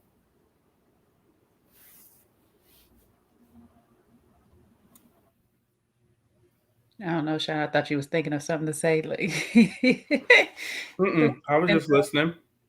Yeah, no, definitely. Yeah, no, I use that word all day, all day. I'm gonna have to find me another word for discernment, but it's definitely that though. You do have to be careful, and if you have a good gut about you, if you have good instincts about you, if you work in your instincts enough, you would know when you can share certain information with certain people, and you will know when they're trying to use it against you. Some people are good enough to hold up the mask and not reveal their true intentions with you for a long period of time. You will come across some people that have a strong, and I mean a really strong narcissistic behavior that you won't see it until it's too late. So you do have to really be careful of who you give the things that you're holding closest to your heart, because if you're not ready to live in that truth, you shouldn't be sharing it. That's the only thing I could say. It's like when I used to watch Bad Girls Club all the time, and it's like, why you guys keep saying things, and then when they throw it back in your face, you're crying and you butt hurt behind it or whatnot. If you're gonna be butt hurt behind the things that you share, don't share them. That's letting you know right now you're not in the space to be telling and divulging that type of information about yourself. Now, if there's things like you're kind of healed on, you've gotten past, you're ready to move forward from those things, feel free to share them, because if they use them against you, then you know what type of person they are too. you know but just when you get that gut feeling and those red flags are there, just start to move accordingly. I'm not saying not to talk to the people and not to be around them, but those moments and those things that you're feeling are there for a reason. Those instincts that you have are there for a reason, and I'm telling you this like out of experience. Ignoring them is never a good thing. And I think you said this before I jumped on, Jay. Sometimes, like I said, we fall back into situations. God will give us a way out, and we just fall back in, and it may be not with the same person, but a different, different version. So at the end of the day, like, once you get to that point, like, you guys always laugh. That's why I shake tables now, because we're not about to do that at this point in my life. So, been there, done that. But, and that's why I'm real compassionate with people, or patient, because, people like, you don't ever judge. I'm like, because I don't have room. If you really knew, like, if you really knew. But with that being said, we just have to be patient with people, because you don't know what people growth. Because I know people that are older than me and still are stuck, and you like, are you serious? Like, where we talking about the misogynists, where they control all the money, they control everything about your life, where you can go, and it's just like, oh my gosh, like that, and us looking from the outside, we're like, okay, this is crazy. Like, why are you allowing this? But that goes back to fear. What are they afraid of? Like my aunt, her husband will tell her, your family don't like you. That's why nobody messes, So she's been listening to this for the whole year, for years before I was born. So, they people when you're in a toxic relationship, it's so easy just to get caught up there when you think that you have nobody else. Like when I was stuck in my relationship, you know, my father was absent, my mother was absent, so I really didn't have nobody. So when I was, growing up and then, I needed somewhere to stay, he was like my rescue. He was like the one who saved me. So it was easy to feel a loyalty to him, I guess you could say for better words.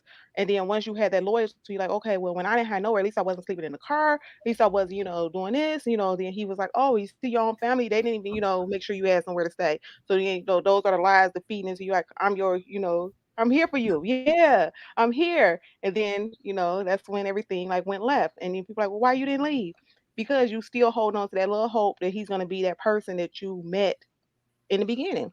And it's just then they 1 year become next year, 2 years, and then you get pissed off and you look and be like, I wasted all those years, like Lord. But God has a purpose for everything. So hey. Sometimes I like to look at relationships like acting. There's no age limit. You can always get your role at any age and stuff. And I worked in a retirement home. Trust me, love does not die no matter how old you get. So, sometimes you got to go into life just knowing that, yes, these years might have been wasted on the wrong person, but did I learn something out of those years? What did I develop during those years? What growth do I have?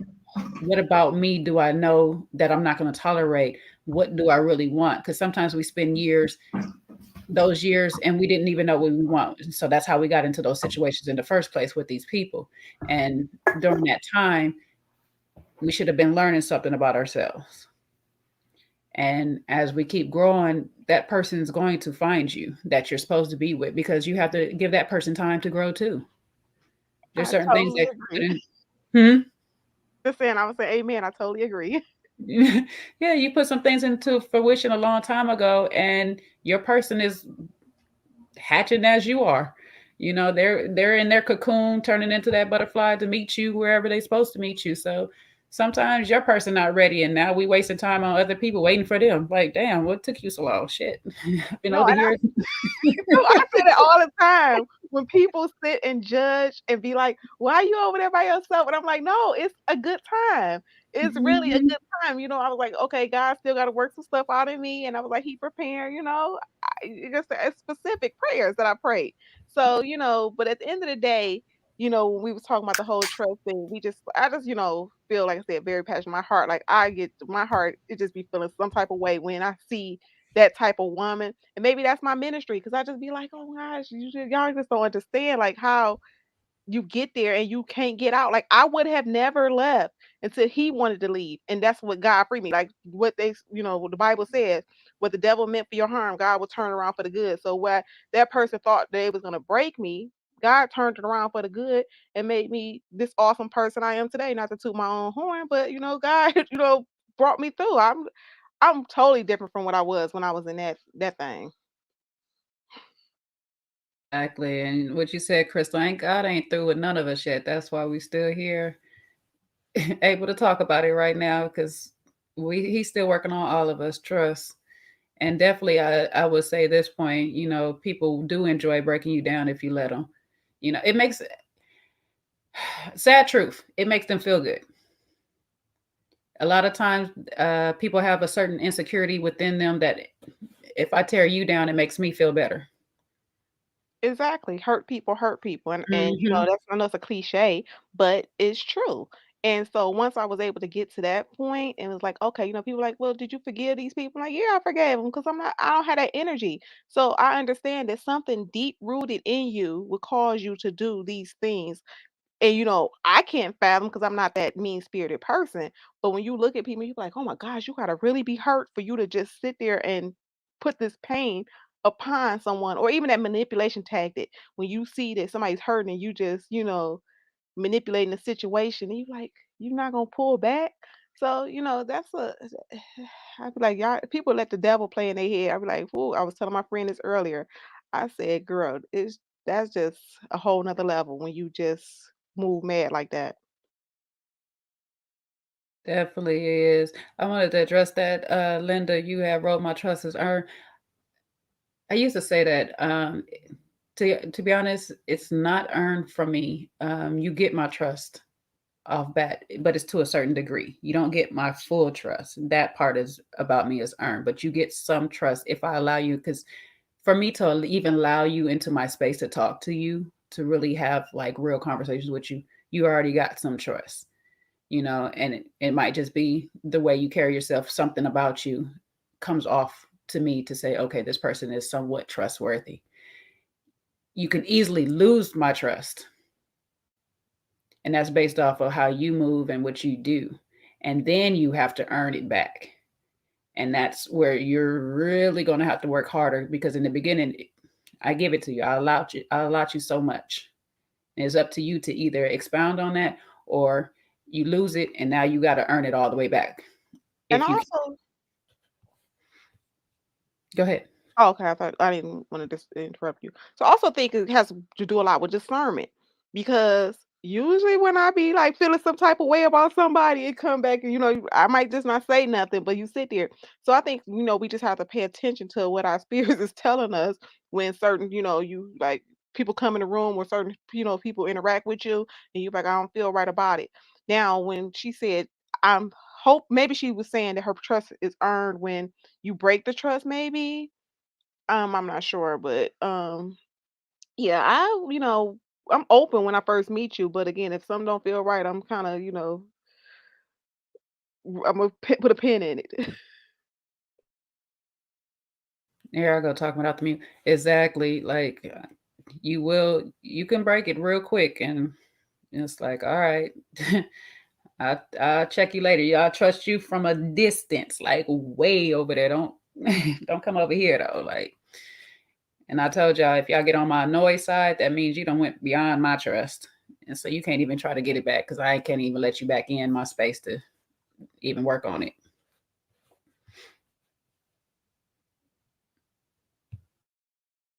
Shawn, you've been quiet for quite some time. You just taking it all in, listening. I did a lot of talking earlier, so I just was in a place to just listen and hear the different experiences that were being shared.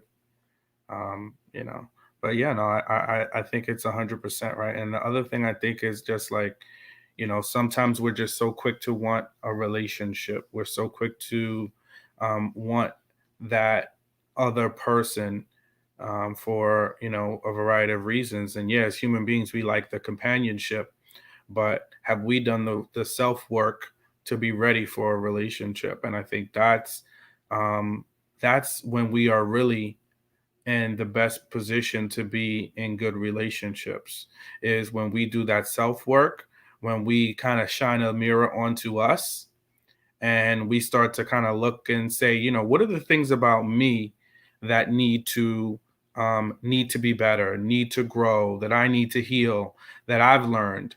And I think in this space, in this season in my life, going through my divorce, that was one of the things I said, let me just quickly get a hold of this, right? Before I start diving into the next relationship, let me make sure I'm set up to do that, right? That I've healed, that I've worked on things that, I wanted to do, and enjoyed this time by myself to do that. Because what I do see that does happen is sometimes we'll exit a relationship, and we can so quickly point out all the things that person did, right? We can see it, right? This is what they did to me, and these are the things that I can see that they, I tried to tell them while we were together, and all these other things, right? And sometimes we avoid doing the self work. And in a lot of instances, it's that work that we don't do on ourselves that gets us right back into another situation, just the same that we just exited. So if anybody's seeing that pattern, it's probably because you didn't do self-work, or you didn't do enough self-work. And it's one thing, friends are great. And I love my friends, and my friends have been nothing but great to me in this season and this time. But my friends can't be my therapist. My friends can't hold me accountable to really, truly doing some work that I needed to do. And that comes from a therapist, right? That comes from someone that is really invested in you being the best version of yourself, and not just telling you and propping you up to say things that sound good to your ear. So, I would encourage any and everybody, if you have access to and can, please. Therapy is a beautiful thing. Finding the right therapist, obviously, but talk to somebody, because it's easy to sit around a bunch of your friends and they all say, "Oh, girl, please," or they, look at me and my friends is like, "Yeah, whatever, right?" That sounds good. It makes you feel good. it kind of numbs some of the pain that you feel, but that's not everything. Because there is some self-work that does need to be done, and I encourage everybody to get out there and do that and actively work on things to better yourself if you want to be in relationships, to things that are going to better you for a relationship, right? A lot of women are doing some great things out here to empower and encourage themselves from a career and education standpoint, and that's beautiful. I'm all for it. Do it. But if you want to be in relationship, do some of that work, invest some of that work in things that are going to make you the best partner and spouse to the person you want to be with. And then watch what happens. Because you do all those things together, you're doing things that fulfill yourself, things that make you happy, personal growth, and then you're doing work to position you to be an ideal spouse for somebody else, and for whatever it means. Some people it's traditional, some people it's modern, some people it's somewhere in between. Whatever it means for you, do the work that's going to position you to be that best spouse, right? So very true. Well, Trey Mack, I got friends that are therapists too, and the first thing they'll tell you is that therapy can only go but so far as a friend, because they can be impartial, right? So it's good, but you need to get someone that is a third party. They might give you some sound advice, but I still say get a therapist of your own that you can completely confide things in that you might not even share with your friend, and that can give you impartial advice because they don't know you outside of that relationship. But the thing is, so many people have these traumas that they want to deny or pretend don't exist, because a lot of times in the Black culture we've been taught to ignore these things. So sometimes Mm-hmm. those traumas are so deep that people are not even really aware of what's going on. So I always tell people, because I've been through counseling and I finally did the work. I used to laugh with Lola all the time. Y'all probably heard, I think I said it on here before. I used to just go there and waste my money and sit on the couch. And so I finally was like, let me just try this out for real, and really, do the work. And that's when it really worked. But we have to not listen to our friends and family. Like you said, they are great. They love us. They may have good intentions. But sometimes people will rush you into stuff that you're not ready for, or, try to, judge or think that you're in a situation, and then you're in another situation again. And that's kind of like what Jay was saying, and also what you were saying. Um, Basically, just take your time. There's no time frame. There's no Yeah. God. He never told you. Like, in the Bible days, when Sarah was laughing, about the baby, I said, Lord, don't give me no baby. I'm already 45. Like, I don't need that right now. I can't stay up doing the work day. I take uh, naps on break. So, with that being said, there's no time frame. So Yeah. just be patient. So whoever's watching and listening, be patient. Don't rush it. Don't get tired of waiting, because when you get tired of waiting on God, you're gonna end up with some raggedy stuff and be like, "Why did that happen?" And then you basically are going around that mountain for 40 more years or however long Yeah. until you figure it out. Yeah, it's so true. It is so true. And I Sometimes we got to definitely, get out of our own way. yeah, and I definitely want to say that you should have a therapist on call, kind of like your chiropractor. Not something you got to go to all the time or whatnot, but sometimes you need that adjustment. You need mental adjustment sometimes. After your first couple of sessions, however long it takes to start having some breakthroughs, then you don't have to have them all the time. But when you start going through things and you need to navigate through some, and you need some extra help, a non-biased help, have that person. You need that therapy there. It's just like a good chiropractor. You need them there for you to get realigned with yourself sometimes. And that's why we set up this channel, and we like to have these talks, not to really be nobody's therapist or anything like that, because we're not qualified for that part. But this is a form of therapy, and we want to encourage people in our community to start diminishing that taboo of you can't talk to other people about your problems. No, you need to talk to other people about your problems. We're not here on this planet alone. You need to release a lot of these things and find out proper solutions on how to handle some of this stuff. A lot of this childhood weight is living in our adult lives. and we don't know how to manage or deal with ourselves, to let alone have a relationship with somebody else. And I'm so glad that we have like the Shawns here, the Jays here, the Kojos here, the people, Maria's and, the Crystal, the ones that are really digging deep, because I just remember when there was a time when us black, look, I'm gonna be like ghetto, us black folks used to be like us, That ain't hardly ghetto, child. That's just That, everyday slang. you know, that's who we are. yeah, but we would be like, and we would mean well be like, just pray about it. Just pray about it. Do you know how many Mhm. people still be telling me like something be happening? And you'll just be like, what? Okay, I get it. Pray about it. But faith without works is dead. So you just want me to sit here and just pray about it, be like, okay, I'm Exactly. just gonna sit here, like, okay, you didn't give me no tools to go out in the world. Like, that's it. It just blows my mind that the thought process. Because like anything else we do in life, whether it's a career, I would hope a doctor went to school before he started operating on you. So it's just like y'all want to just sit there and say pray about it. We just gonna stand there. So I just like the fact that these conversations are being had. That I found you guys on YouTube, and that others are finding you. And I hope that you guys get more followers, people, because this is good content. It's not where it's just entertainment. It's good content. These conversations we need to have.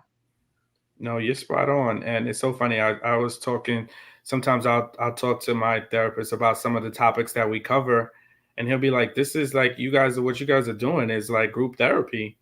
And this is actually a form of that, right, where we are fleshing out things that some of us are common themes that we have gone through, right? And I'll share my story, Jay shares hers, you share yours, Kia, Seaway does, and so on and so forth. The people in the comments, everybody's sharing different aspects of things that they've gone through, and there's healing in that. And it is a form of therapy, right? So I think that that's great. For the believers amongst us, we know the power of a testimony, right? So that testimony that I share, that any one of us are sharing, can be healing. And it can, it can be inspirational for the person to see what we've come out of, or it can be, a reminder for somebody else that they're not alone, right? Because they're in it and trying to figure a way out of it.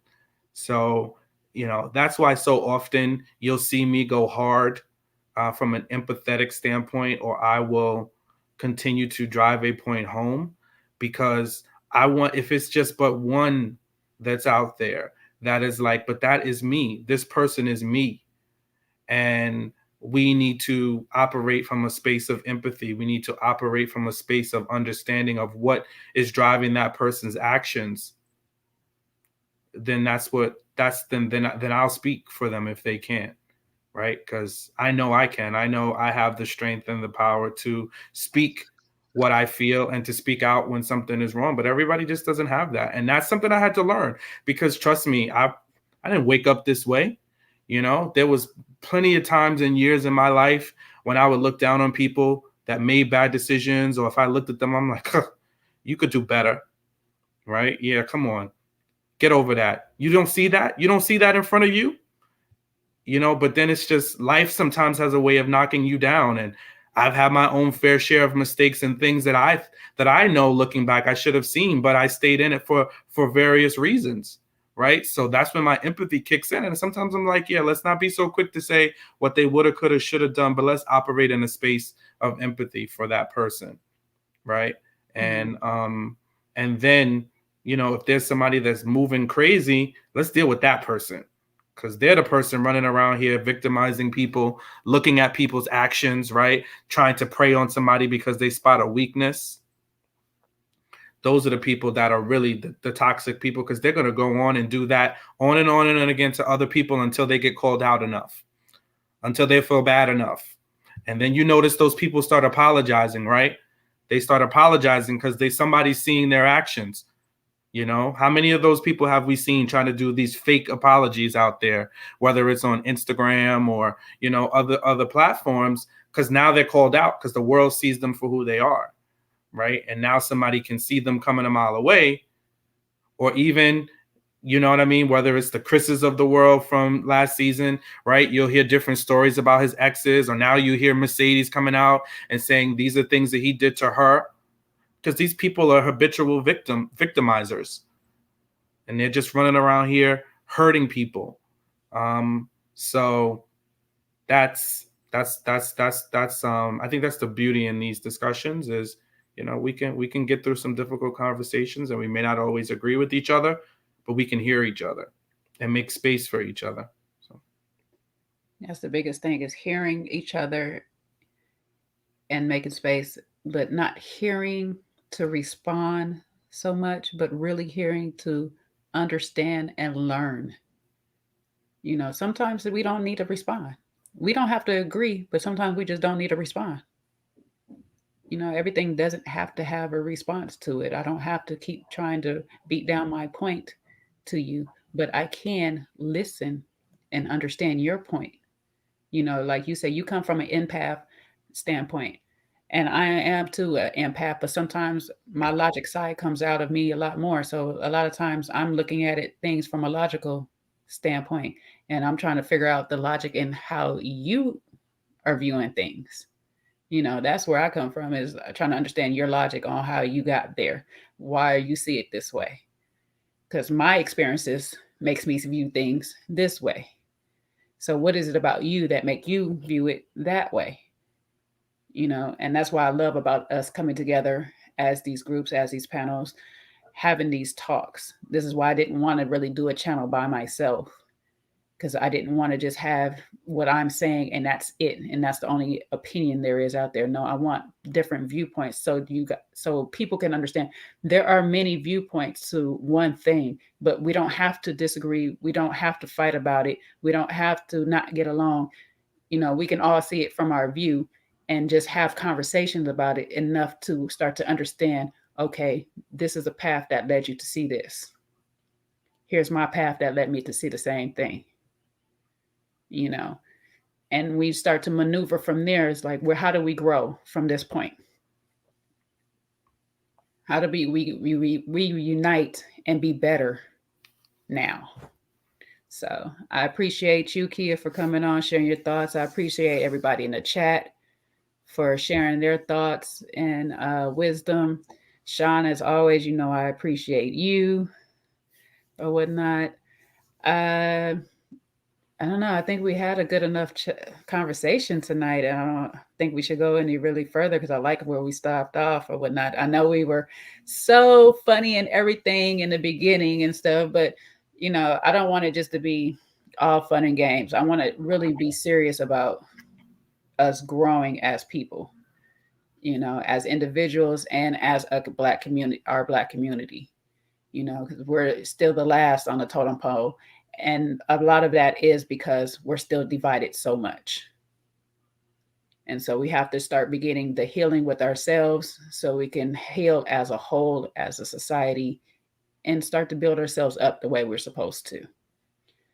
But before we go, Kia, you want to plug anything? Well, I'm gonna go ahead and I'm not gonna plug my Kia Simone YouTube page today, but I'm gonna plug my book. Make sure y'all get a copy of From Pain to Love, My Heart Belongs to Him. Basically, it's fiction, but it is a testimony of how, basically what we're talking about tonight. Basically, a girl being broken, and it just goes into depth of how she was broken and how she got to where she was and how she found God and made peace with herself. Sounds awesome. Where can we get that book at? You can get it from Amazon and Barnes and Noble. And I love me some Barnes and Nobles. They be trying to close them all down out here in LA right now. But Amazon's been a good old faithful for the book ordering. Yep, Amazon is real. They get them out real fast. From Pain to Love.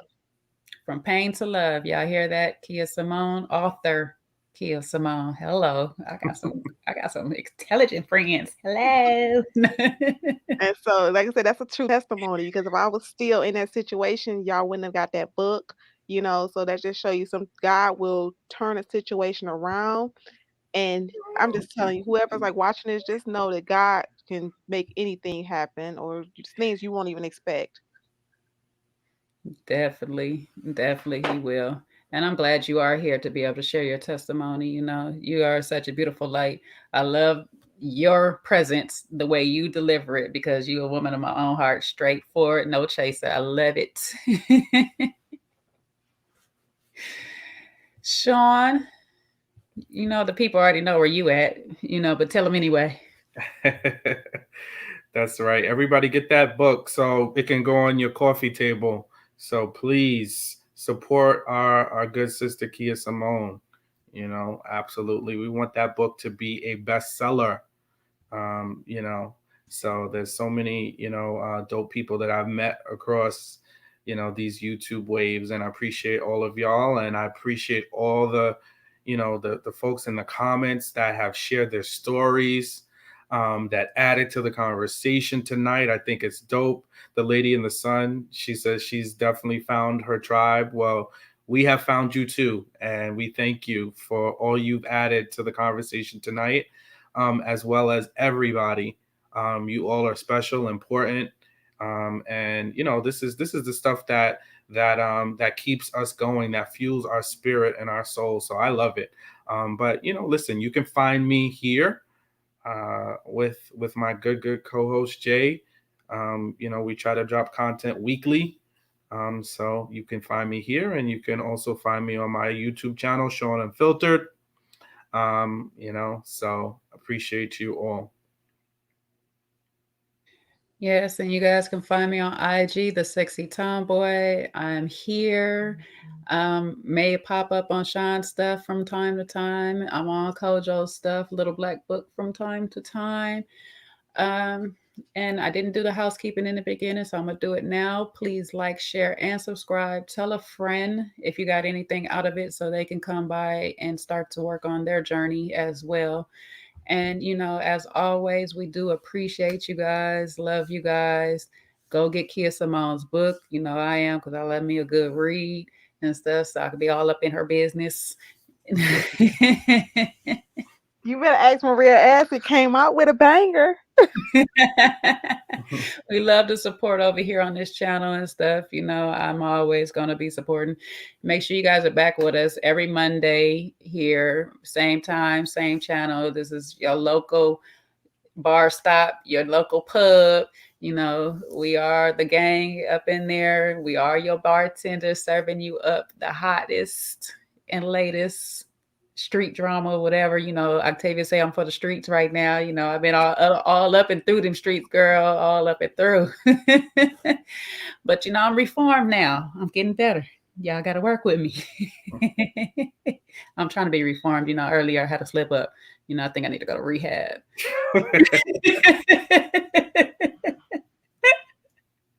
Crystal said chapter 1 is already, woo.